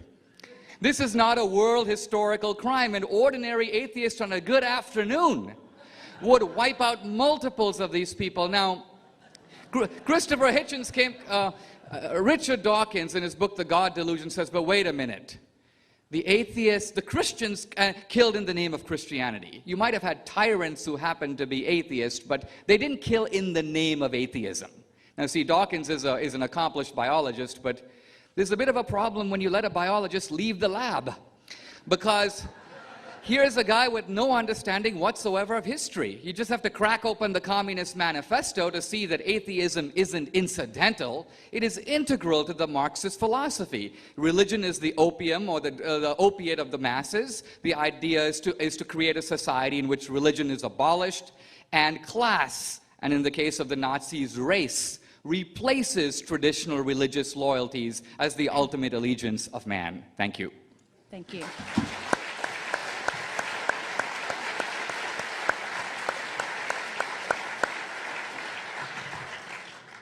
As these gentlemen make their closing arguments, this is the opportunity for the ushers to come through the aisles. Because it's not a revival, the only contribution they will be seeking is your questions. If you would make them short, there's a much better chance we'll be able to get to them. Just pass them back to the edge of the aisle at any point during the next 15 minutes, and the ushers will come collect them, and we'll get through as many of them as we can. So with that, if you are ready, shall we begin? Mr. Hitchens, I think we have... We've got more? We've got more. You've got 5 more minutes. All right. Okay, well, 5, listen. Go. Let me just tell you a couple of things about the ideology of Kim Il-sungism in North Korea. It says that Kim Il-sung was miraculously born, and that on the day of his birth, birds sang in Korean to witness the miraculous birth. Birds don't sing in Korean, I can promise that, or any other human language. That he is not dead. He is still the president of North Korea. When President Bush writes to Kim Jong-il, he refers to him as Dear Mr. Chairman, not Dear Mr. President, because though Kim Jong-il is the head of the party and of the army of North Korea, he is not the head of the state. That office has been held for the past 13 years by a dead man, who isn't dead but has been reincarnated in the person of his son. In other words, North Korea is what you might call a necrocracy, or a thanatocracy, or a mausolocracy, But you can call it many things. You may not call it secular. It is a state entirely based on mysticism, worship, and supernatural intervention. Not to know this is not to know anything about it. The statement that religion is the opium of the people was never made by Karl Marx and appears nowhere in the Communist Manifesto. If you go to fine bookstores anywhere and get hold of a copy of God is Not Great, you can find quite early on the full quotation, which comes from Marx's critique of Georg Friedrich Hegel's philosophy of right, in which he says of religion that it is the heart of the heartless world, the sigh of the oppressed creature, the spirit of the spiritualist situation, an opiate for the people, and adding that religion has plucked the flowers from the chain, not so that men may wear the chain without consolation, but so that they may break the chain and cull the living flower. I'm willing to say that much for Marxism against vulgar defamations of it and of any other defamation of what is the atheist position, and also the atheist understanding of what the wellsprings of religion really are. Now, how true is it that without God everything is permitted? You might say that a person would say, well, it's without a divine intervention, without a supervision, without a totalitarian, a celestial dictator watching my every move who can convict me of thought crime. And who wants this to be true? Who would like this to be the case? I'll leave that question with you. But without it, suppose without the dictator, people would just do what they liked. Well, isn't it just as true, Dennis, that with that dictator and his orders, everything is also permitted? Because if God orders you to do it, you may have to go and kill all the members of the other tribe, not sparing even their children, and be rebuked if you even spare some, as is countlessly enjoined in the Bible. You may find that you've got to go and blow yourself up in order to get to heaven and take as many unbelievers with you, because to do things that no secularist would think about doing, because God's instructions require it. In other words, with God, it seems that an incredible number of things are permitted as well, if not just permitted, actually ordered of you, required of you, which may include extremely cruel and criminal acts. Now, we've got no further this evening, I'm sorry to say, but this is what I'm hoping for in the question period. We've got no further than deism, or at least my opponents have got no further than deism, than the suggestion that because so many things are the way they are, there must be some kind of authorship or design. This is a very, very hoary argument. Indeed, it's been multiply rebutted. I've given you some of the refutations of the argument from design already this evening. But let's suppose I grant them or say that I can't overthrow them. How are they going to get from deism to theism? How are they going to get from an ultimate author or possible designer or prime cause to someone who cares who you sleep with and in what position? Or who cares how you mutilate your genitalia? Or who cares what you do on a Friday or a Saturday? Or cares for what you eat? Or can tell you what to do and how to get to heaven? How does deism help you to get to theism? How does the Big Bang lead to answered prayers, or virgin births, or miraculous interventions in human affairs? All of these things remain to be proved, or so far, on the part of my antagonists, even argued for. Not one of them has even tried, you must have noticed, to make a case to you this evening that if you don't believe this, there's no redemption for you. Thank you. There's not one statement in favor of religion has been made from this platform all evening. I find that striking as an example of how far secularism has penetrated without people even noticing it. Thank you, Mr. Prager. Well,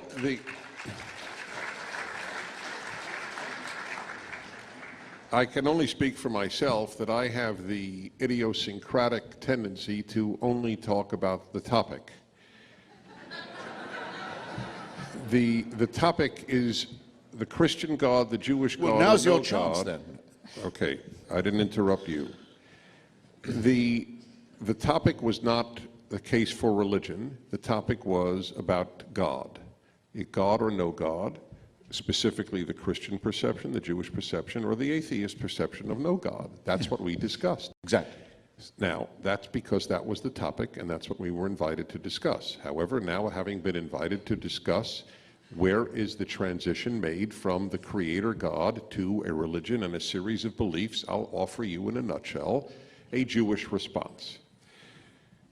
If there is a God who created the human, then it strikes me, again, purely on logical grounds, that God would care about how the humans that God created fare. If we care about how humans fare, it would seem that the Creator of us would care how we fare, or we are superior to our Creator. I find that notion possible, but unlikely. So the odds are that God did care if we were good to each other. And so this is my read, that God implants a conscience in the human being. It obviously failed, and whether you take it as an allegory or literally, and I am more toward the allegorical, but it's irrelevant. I'm totally happy with those who take it literally. It means nothing to me which way you go. The very first two human beings are brothers, and one murders the other. Clearly, something goes awry very quickly, and so God then destroys the world because he's interested in our being good. I have never had a moral problem with Noah's flood. I'm not even arguing for a literal understanding. I'm arguing for taking the story and what it means. It means that God wants goodness to prevail. If it doesn't, there is no purpose to human life. He starts over again and gives Noah a series of laws to live by, since conscience was not enough.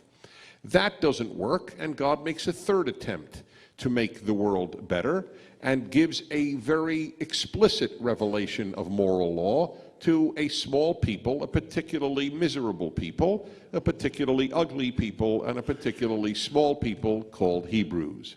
They are slaves. Slave mentality is a very low form, the lowest form of human mentality. And God chooses this tiny group, not because it's at all better. In fact, the Bible itself says you're not better than anybody else. In fact, you're smaller. You're nothing.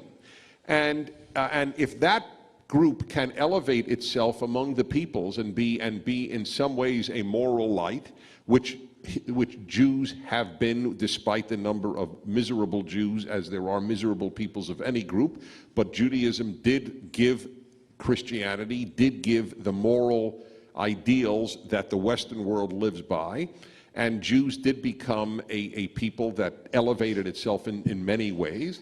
Then it's ascribed to this third revelation from Adam, the conscience, to Noah, a universal a series of few laws, to a lot of laws to one people to try to embody it.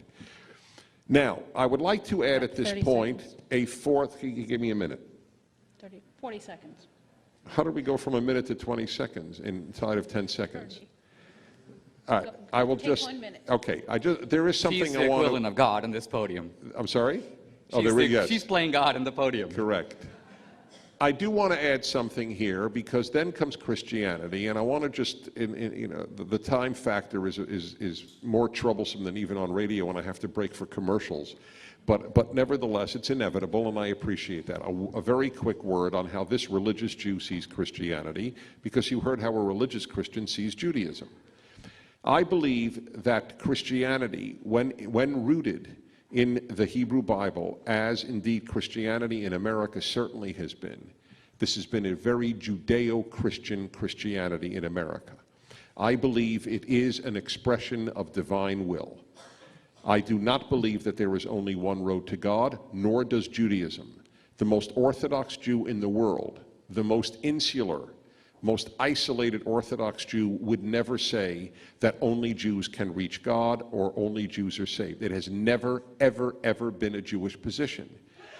Those who come to this God and to this 10 Commandments, these are doing God's will. I see the Christians of America having done God's will, and a form, if you will, of divine revelation in its way. And that is the reason many Christians find it remarkable how much I defend Christians. But after all, Dennis, don't you believe there's only one truth?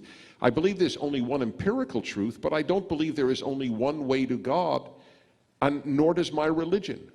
And so I just want to explain how I can accommodate so well, while being a truly believing Jew, how I can so accommodate to the achievement of the Christian, especially in America, where we share this basic body of values called Judeo-Christian.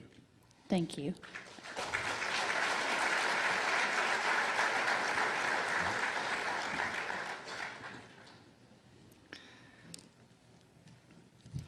It's particularly delightful and challenging to debate these issues from sort of multiple perspectives. If Christopher feels a little bit of excessive ecumenism on the side of Dennis and me, I'm going to be departing from that in just a moment. But I do want to say a couple of things first. And that is the problem of evil, the problem of cruelty, of harsh, unnecessary suffering, is often posed as an exclusive dilemma or difficulty for the believer. I want to suggest it is no less a difficulty for the atheist. And why? Because if we are Darwinian primates, driven by an imperative to survive and reproduce, we would in general only commit that evil which was necessary to that end. The amount of evil in the world, its scale, staggers the mind. It has no reproductive benefit. It has no survival advantage. Look at the animal kingdom. You might have a lion that wants to eat an antelope, but you don't have a lion that wants to wipe out all the antelopes off the face of the planet. In a sense, when we see horrible things, a serial killer, we say that was a bestial act you did, but it's wrong. Beasts don't act that way. So there is something peculiar about the nature of man that makes him capable of a degree of evil that goes way beyond Darwinian necessity, requires almost an alternative explanation. Now, because he's created in God's image. No. Now, what I want to say is, why have the atheist killings of the 20th century been so terrible? I think the answer is simple. Christopher mentioned earlier Dostoevsky's maxim, if God is not, everything is permitted. I want to give you Nietzsche, the philosopher Nietzsche, probably the greatest atheist thinker of the last 150 years, his interpretation of this. But basically what Nietzsche says is that if you remove God, many people want to get rid of God, but hang on to the morality that the idea of God brought into the world. But you really can't do this. If you get rid of God, you get rid of the foundation of those values that emanated out of the transcendent idea. For example, the simple idea that you owe equal respect and dignity, not just to a family member or a neighbor, but to a complete stranger. From a Darwinian point of view, this is completely senseless. There is absolutely no reason that one should extend bonds of sympathy, for example, to someone starving in Rwanda. They are nothing to me. We have no genes in common. Now, religion is a theory of cosmic justice. If you think of the Hindu idea of reincarnation, you were a jerk in the way you've acted, well, you're going to be a cockroach in your next life. So religion introduces the idea that even though life is unfair, and many times in life the bad guy ends up on top and the good guy comes to grief, there will be a final accounting in the end in which what goes around comes around. And I want to submit that theists who did bad things had to pay attention to this. Even if Torquemada was a horrible guy, if he was a believer, he had to worry about the Last Judgment. But Stalin did not, and Mao did not, and Pol Pot did not. Do I have a moment for a final thought about Christianity? 30 seconds. 30 seconds.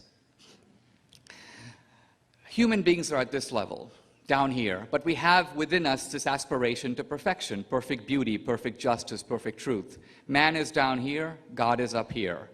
I see most of the religions of the world as trying to create a ladder from man to God. Follow these rules, perform these diets, obey these commandments. It's the premise of Christianity that these ladders, however well constructed, cannot reach their destination. It's too high. Man can't get up there. God has to come down. God has to condescend to the human level. That's the only way to close the chasm. And so in Christ, symbolically, we see, in a sense, God becoming man, a way to reach down to man, bridge that gap, and open up an opportunity, you might say, for human salvation. Thank you. Revealed himself to his people. Today, folks, including Richard Dawkins, ask, why doesn't God just reveal himself again and end the argument about his existence once and for all? Do you think there's any chance he might? There is a chance he might. I've asked this question often. What is it Woody Allen has said in one of his movies? If just God would sneeze, I would be happy. All I just want is to sneeze, and that would be sufficient. My belief is that if God did some spectacular miracle, the heavens lit up all over the world, and in hundreds of languages, clouds formed the words, "I am God, you better take care of each other," it would have an impact for approximately 3 days. For some people, forever. But immediately there would be explanations of cloud formations that scientists would come up with. It wouldn't matter. That's the brilliance of the story, to my mind, at any rate, in the Bible, and where the Jews are shown all these miracles and then end up building a golden calf anyway. I mean, shortly after, the sea was split, and they still built a golden calf. That is human nature, because we always ask, "What did you do for me today?" That's the way it is. We are children in many ways, and God is this paternalistic figure. And just as our children don't walk around thinking, "My God, you diapered me all those years? Wow." I mean, how many babies say, "I've prevented my parents from having intimacy for the last 3 months. I'm going to shut up tonight."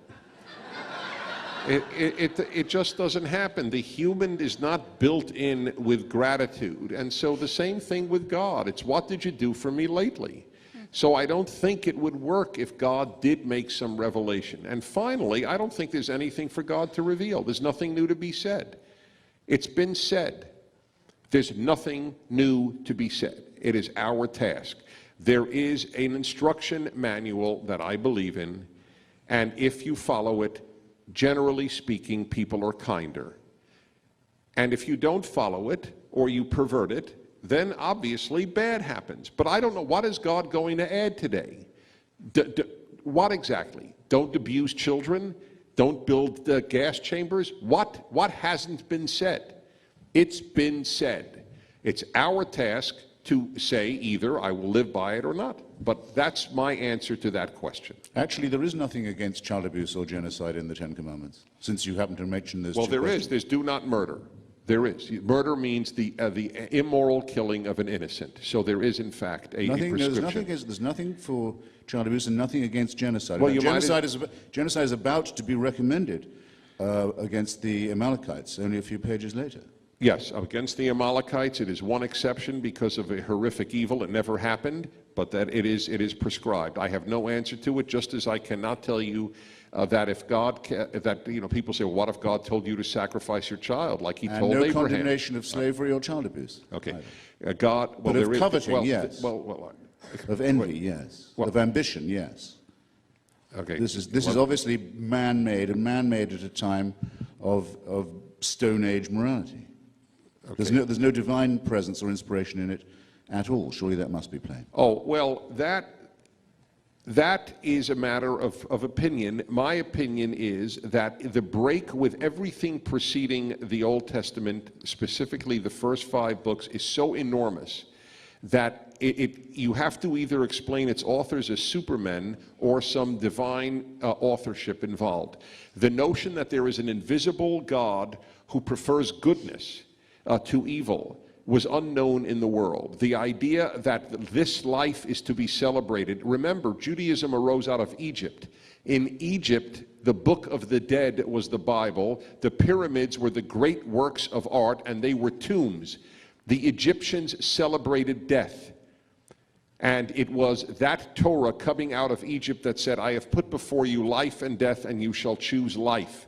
It is an utterly life-centered idea in the midst of a death-centered world. Ironically, Israel is, to this day, 2008, still in a death-centered world.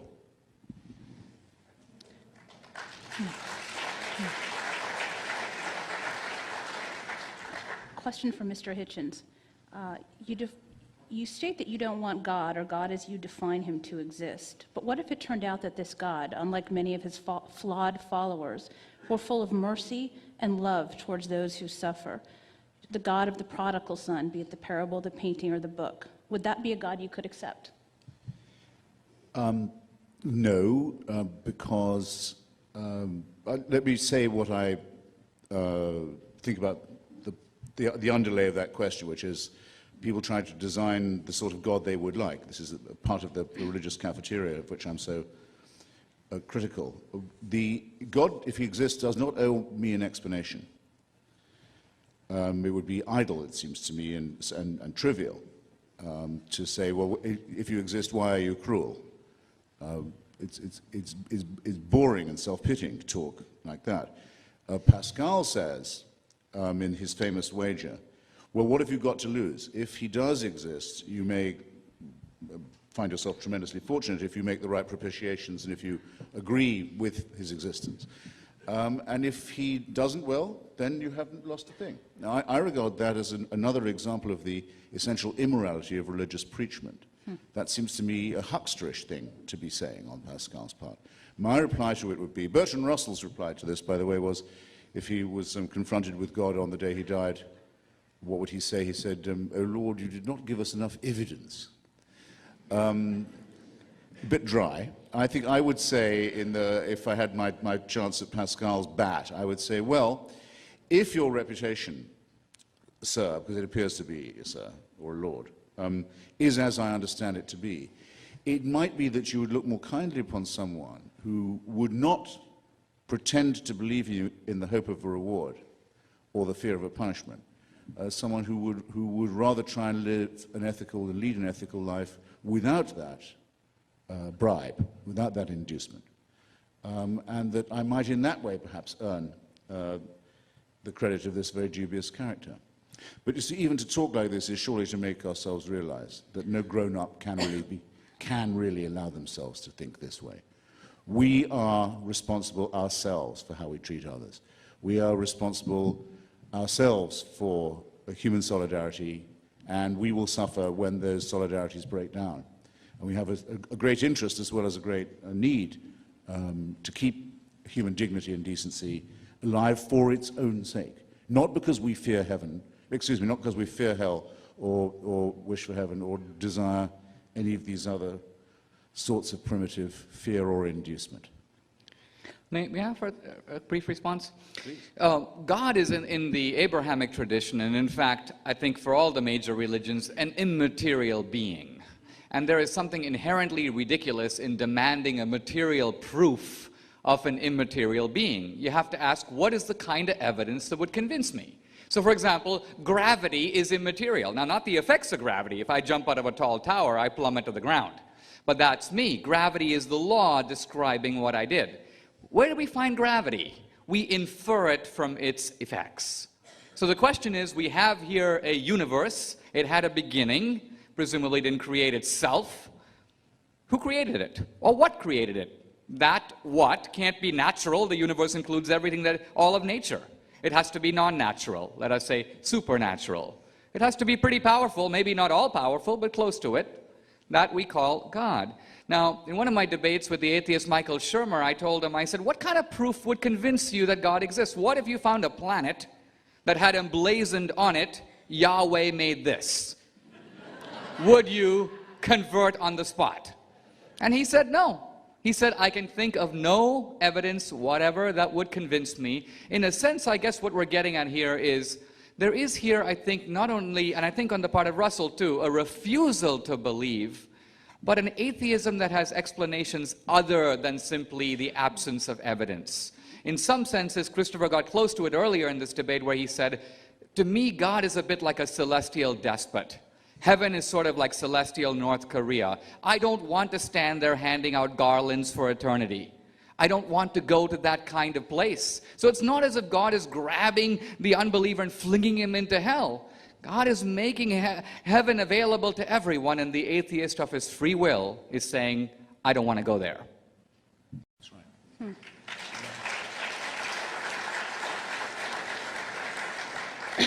Christopher, I find it a bit surprising that you were the first person this evening to mention the concept of dignity, which you just did a moment ago. I think I was quite surprised to not hear that elsewhere. I'm wondering, what is the source of dignity for an atheist? I'm sorry, I was just saying I was surprised that the first time we heard mention of the concept of dignity was 2 seconds ago in Christopher's response, and I was asking him, for an atheist, what is the source of that dignity?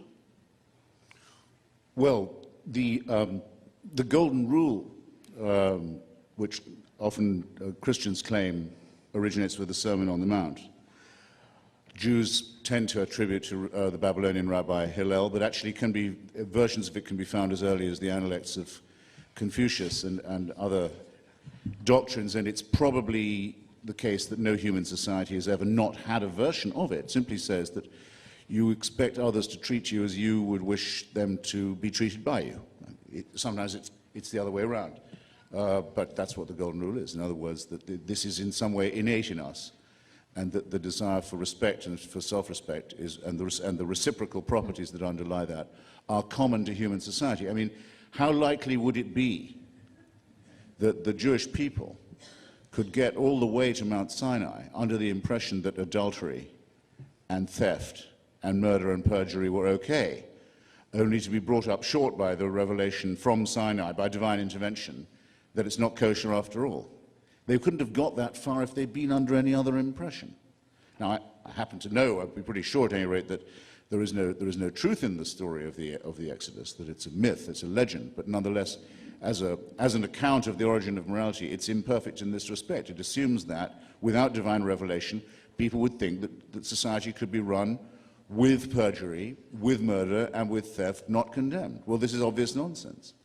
So we degrade ourselves by saying that we would not know what was innately of value to ourselves and to others, and in ourselves and others, if we didn't have either supernatural permission or supernatural injunction to believe in. And this is nonsense. Question for Dinesh.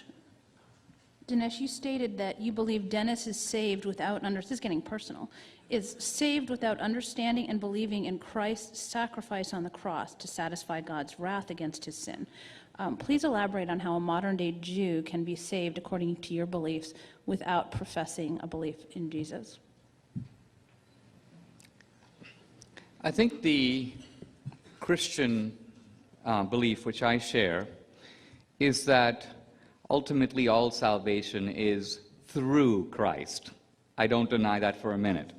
On the other hand, the real question then becomes, on the part of Christians, an acceptance of Christ. Well, what about the guy who never had a chance to do that? And by never had a chance to do that, I want to make that question, give it its full force, because obviously, if you're not a Christian, you've heard of Christ. I'm not talking about the Aborigine in Australia. I'm talking, for example, about a lot of the guys I grew up with, for example, in India, Hindus and Muslims. They've heard of Christ, but they have had no encounter with Christ in the same way that I haven't had a chance to, you might say, accept Allah or accept the Buddhist revelation. I'm aware of it. But in some senses, it is outside my world.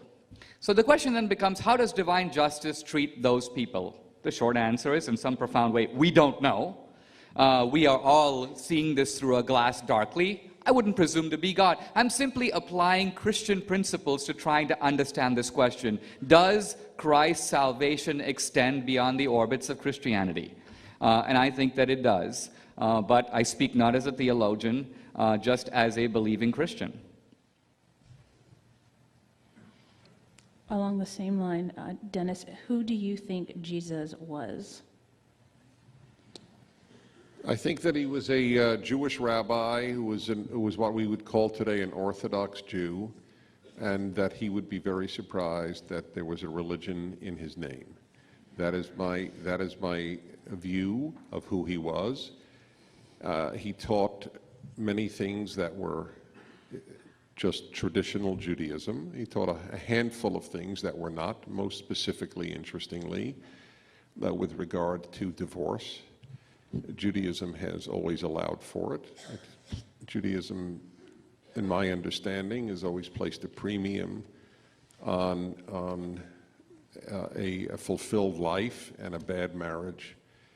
I don't mean a struggling marriage or a marriage that confronts difficulties, but a truly bad marriage is not God's will in Judaism, and it's a mitzvah to divorce in that case. There is a book written by a rabbi, in fact, called "Divorce is a Mitzvah," which would shock Christians to ever see such a title.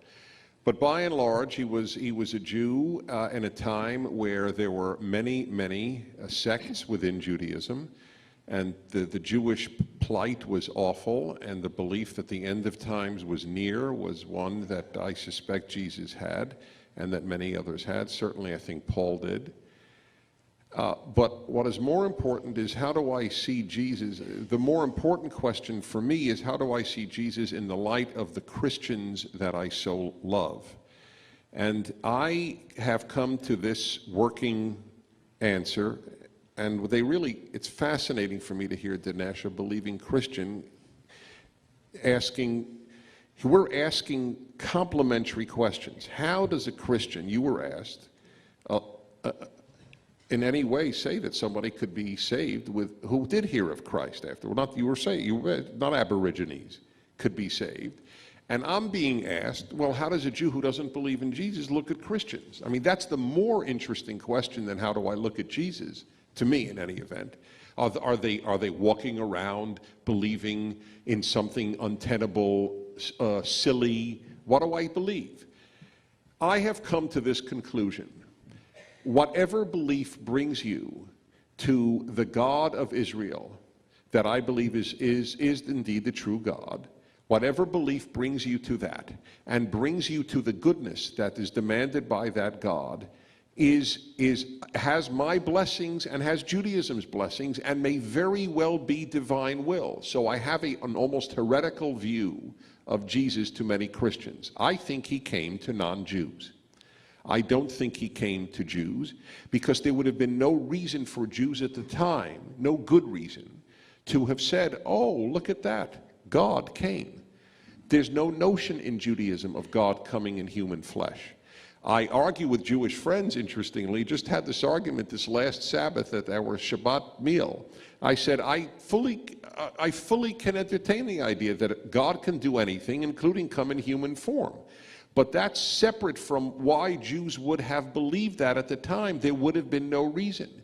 Moreover, Judaism has always held that if the Messiah came, and that's an entirely separate belief from a divine belief in Jesus, which doesn't have a Jewish precedent of a human being God or a Trinity. These are new beliefs that Jews would have looked and said, gee, I don't know, what are you talking about? But I do believe that the Jews were not doing what they were supposed to do, which is to spread the belief in this one God to the world. And so some Jews, after all, Christianity is founded by Jews, some Jews took it upon themselves to take the Jewish God to the world, dropped circumcision, dropped the Jewish national identity, dropped most Jewish rituals, and said, there is now a universal way to get there without all the difficulties of Jewish law, Jewish nationality, ethnicity, etc. And indeed, according to the greatest Jewish philosopher who ever lived, Maimonides, it was Christians have brought more people to the Torah than Jews have. That's a historical fact. So how can I look at Christianity? And I wrote a book, part of which is about Christianity and anti-Semitism. I don't deny it. I wrote a book in part on it. But what Christians did bad is a fact, and what Christianity did good is also a fact. I can chew gum and walk at the same time. And he was absolutely right about Henry Kamin's book on the Inquisition. And the constant raising of the Inquisition idea without people knowing the small number, every one of which is a defamation of Christianity and an evil beyond words, but nevertheless, in the annals of human evil is minuscule. This is where one needs to have a fair understanding. I see Christianity when it works as God's work. I do. But I do not believe that Jesus came to the Jews to say that he is God. If I believed that, I would be a Christian, obviously. Thank you. Final question for Mr. D'Souza. Let's do one more for Dinesh and one more for Christopher, and then we'll call it a night. Mr. D'Souza, you've written that atheism does not have much to offer in the way of consolation when one is suffering. But I'd like to go back to the basic question of Job. Why does the all-powerful God of the Jewish and the Christian scriptures allow suffering at all? Surely he could have come up with a better way to draw us to him. This is maybe one of the oldest questions faced by believers. And as you noted, the example of Job, the atheists often present the problem as though they invented it. but in fact it's an ancient problem within the orbit of belief. Now look, the problem is only a problem if stated in a narrow way. God is compassionate, we've got suffering and injustice, therefore this God could not exist. Stated that way, the proposition cannot be disputed. But this is a proposition that relies on stating a theist or Christian premise and then refuting it. So you got to state the premise fully. The premise is not God in his compassion created a perfect world, but God is compassionate but also just. God created a universe, but he also created a universe according to law. And that is to say not only moral laws, but physical laws. Now, there is natural evil that results from physical laws. There's a drought, or there is a tsunami, and people are killed. The only way for those to be suspended would be for our universe not to operate according to physical laws, not to live in a lawful universe, which, by the way, would make science impossible. Second, moral evil. We are created with free will. And that means that people can do terrible things. Free will can be used well, or it can be used badly. The alternative for God would be to create automatons, which he didn't. It's not clear that would be a better world. So God didn't do the Holocaust. Hitler and his minions did.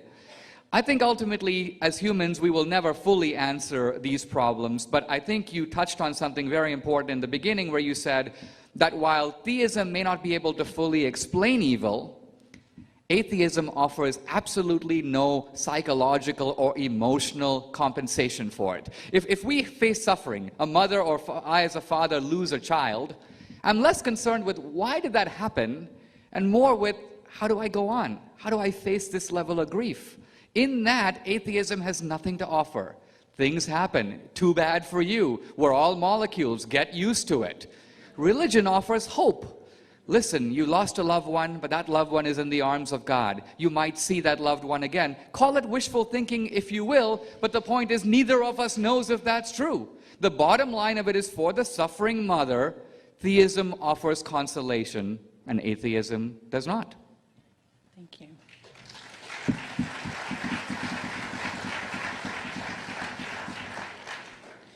Christopher, final question. Several queries along the same lines of this tonight here. Where does your morality originate? Why aren't the various massacres, holocausts, and genocide simply the process of natural selection? And on a parallel track, why do humans, from your interpretation, appeal to a sense of justice and fairness when in fact there are so very few, if any, examples of either in this world? Did I not just do my stuff about the golden rule? Haven't I just, in fact, I mean, couldn't I have a question I haven't already answered? Or haven't you just answered 2 minutes ago? It seems like a waste of a question to make me go through all that again. In the meantime, I will just add that it's certainly true of religion that it offers consolation. All right. Can I then? It does. It tells you all kinds of consoling things. There's no doubt about that. You didn't do justice to the question. The question wasn't what do you believe. That's what you answered when you spoke about the golden rule. It asked what the source is. That's what I was saying. We want to know your source. Your source seems to be your opinion. Well, what if my opinion is I would like to screw everybody unless they screw me first? If you like, I'll remind you of what I said. I don't mind reminding you. I said it will not be found that there has ever been a human society where courage and strength and care for others is despised, where savagery, adultery, theft, perjury, and so on are thought of as morally neutral or not to be condemned. I'm sorry, I bore myself when I repeat. I'm very much afraid of boring other people if I do it. Well, it may bore you, but it doesn't answer the question. And I didn't say this is my opinion. We still do not have a clue as to where your source is. It's your opinion. I did not say that was my opinion. I said I don't think it will be found that there has ever been. That's a non sequitur. You won't find a society that didn't have slavery. What's your argument? The ubiquity of a principle does not mean a thing. Christopher, may I reformulate the question slightly and pose it to you in a way I think you'll find challenging? More interesting, yes, maybe. Okay. You said that the golden rule, this idea of reciprocity, this idea, for example, of extending respect to others as universal, and maybe it is. What I want to know is, what is its Darwinian explanation? In other words, I can understand why, as a mother might jump into a burning car to save her 2 children. They share her genes. She's got a genetic kinship. I can understand why a businessman might treat a customer well. He has a Machiavellian motive. He wants the customer to come back. I scratch your back, you scratch my back. But I don't understand why someone would get up and give their seat to a 75-year-old lady in a bus. I don't think the person doing that is hoping to get her seat next week. Why would you give blood? Why would a soldier die for his country? Why would somebody do something for total genetic strangers? This kind of goodness appears to have no Darwinian explanation. So what is it? Well, actually, the Darwinian explanation isn't as bad as you might think. But by the way, Darwin doesn't say that evolution is a form of perfection. Natural selection is not at all a form it's a very crude form, if you like. Extremely crude form. It's not, by pointing out that it exists, we don't recommend it. We don't say it is the source of morality. It says these are the kinds of mammals and primates that you're dealing with. This is how they came to be. It was earlier absurdly suggested by somebody that God wouldn't create people who didn't care about them. Well, how does that work for sheep? How does that work for rats? How does that work for viruses? How did that work for dinosaurs?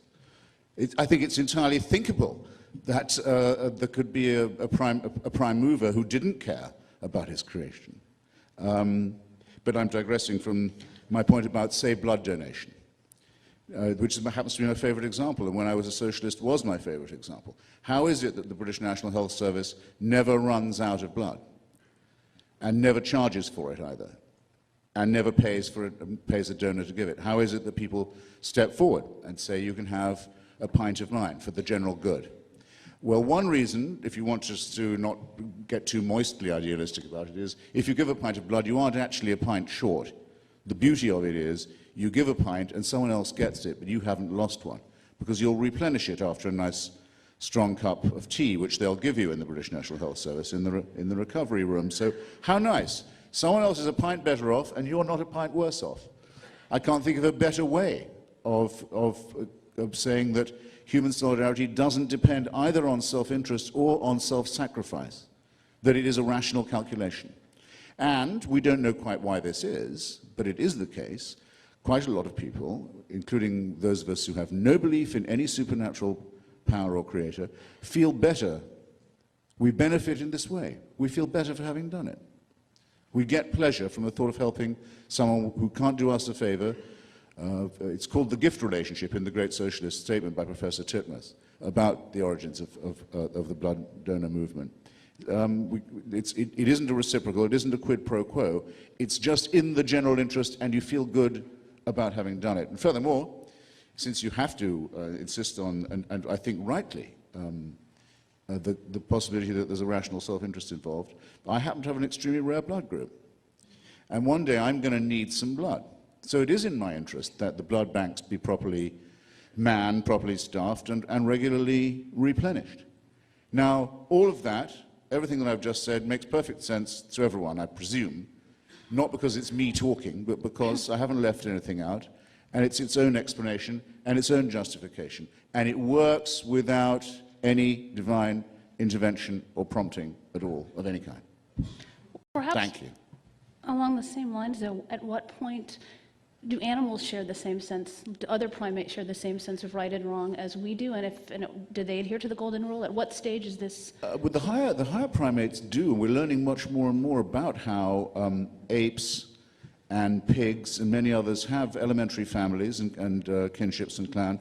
We've been very late in studying this kind of thing. The more we find out, the more moving it is, and it's obviously based upon self-interest and survival, and it is selective for survival and for reproduction and so forth. And I suppose there could be people who would say that also was evidence of a divine design, but then that would somewhat degrade the idea that we, the human mammals, the human primates, are a special creation. And as I say, these are the sorts of problems that don't exist in my world, because I don't invent difficulties of this kind, and I don't have to. May I have a very brief thought? Yes, and I do think that as human beings, we do have some unusual qualities that are inexplicable on a strictly Darwinian account. I can fully understand as evolved creatures why we would develop a brain to survive, to be able to elude the woolly mammoth, to kill the prey. I don't understand why we've evolved a brain that can understand the rotation of the planets. I don't think that man 5,000 years ago had to figure those things out in order to survive. I don't know why we would have evolved higher mathematics, the love of beauty. The point is not that we feel good when we do good things. The point is, why would that emotion have survived the Darwinian selection? Machiavelli would tell you that it's much better to be bad and appear good. That's the guy who's going to end up on top. The fellow who actually is good is going to come to grief. So why weren't all the virtuous people eliminated from the face of the earth? Because the cunning and the survivors are the ones who got to make the most descendants. The very fact that we live in a universe where all of us live in a dimension of this is the way we act, but there's a little voice that often calls us to act against self-interest. I'm walking on the river bank, I'm not a good swimmer, somebody shouts out, help, help, I'm drowning. I have every Darwinian imperative to keep walking. But if I do, I know I'm going to feel bad. Some little voice inside of me says, you should have helped that person, even at a risk to your own genes and your own survival. What is the source of that little voice? It seems to have, if you will, a transcendent source. And if you don't want to call it God, you can call it universal morality, but it's within us. It is the empirical datum we're looking for, and it points to something higher than ourselves. Thank you.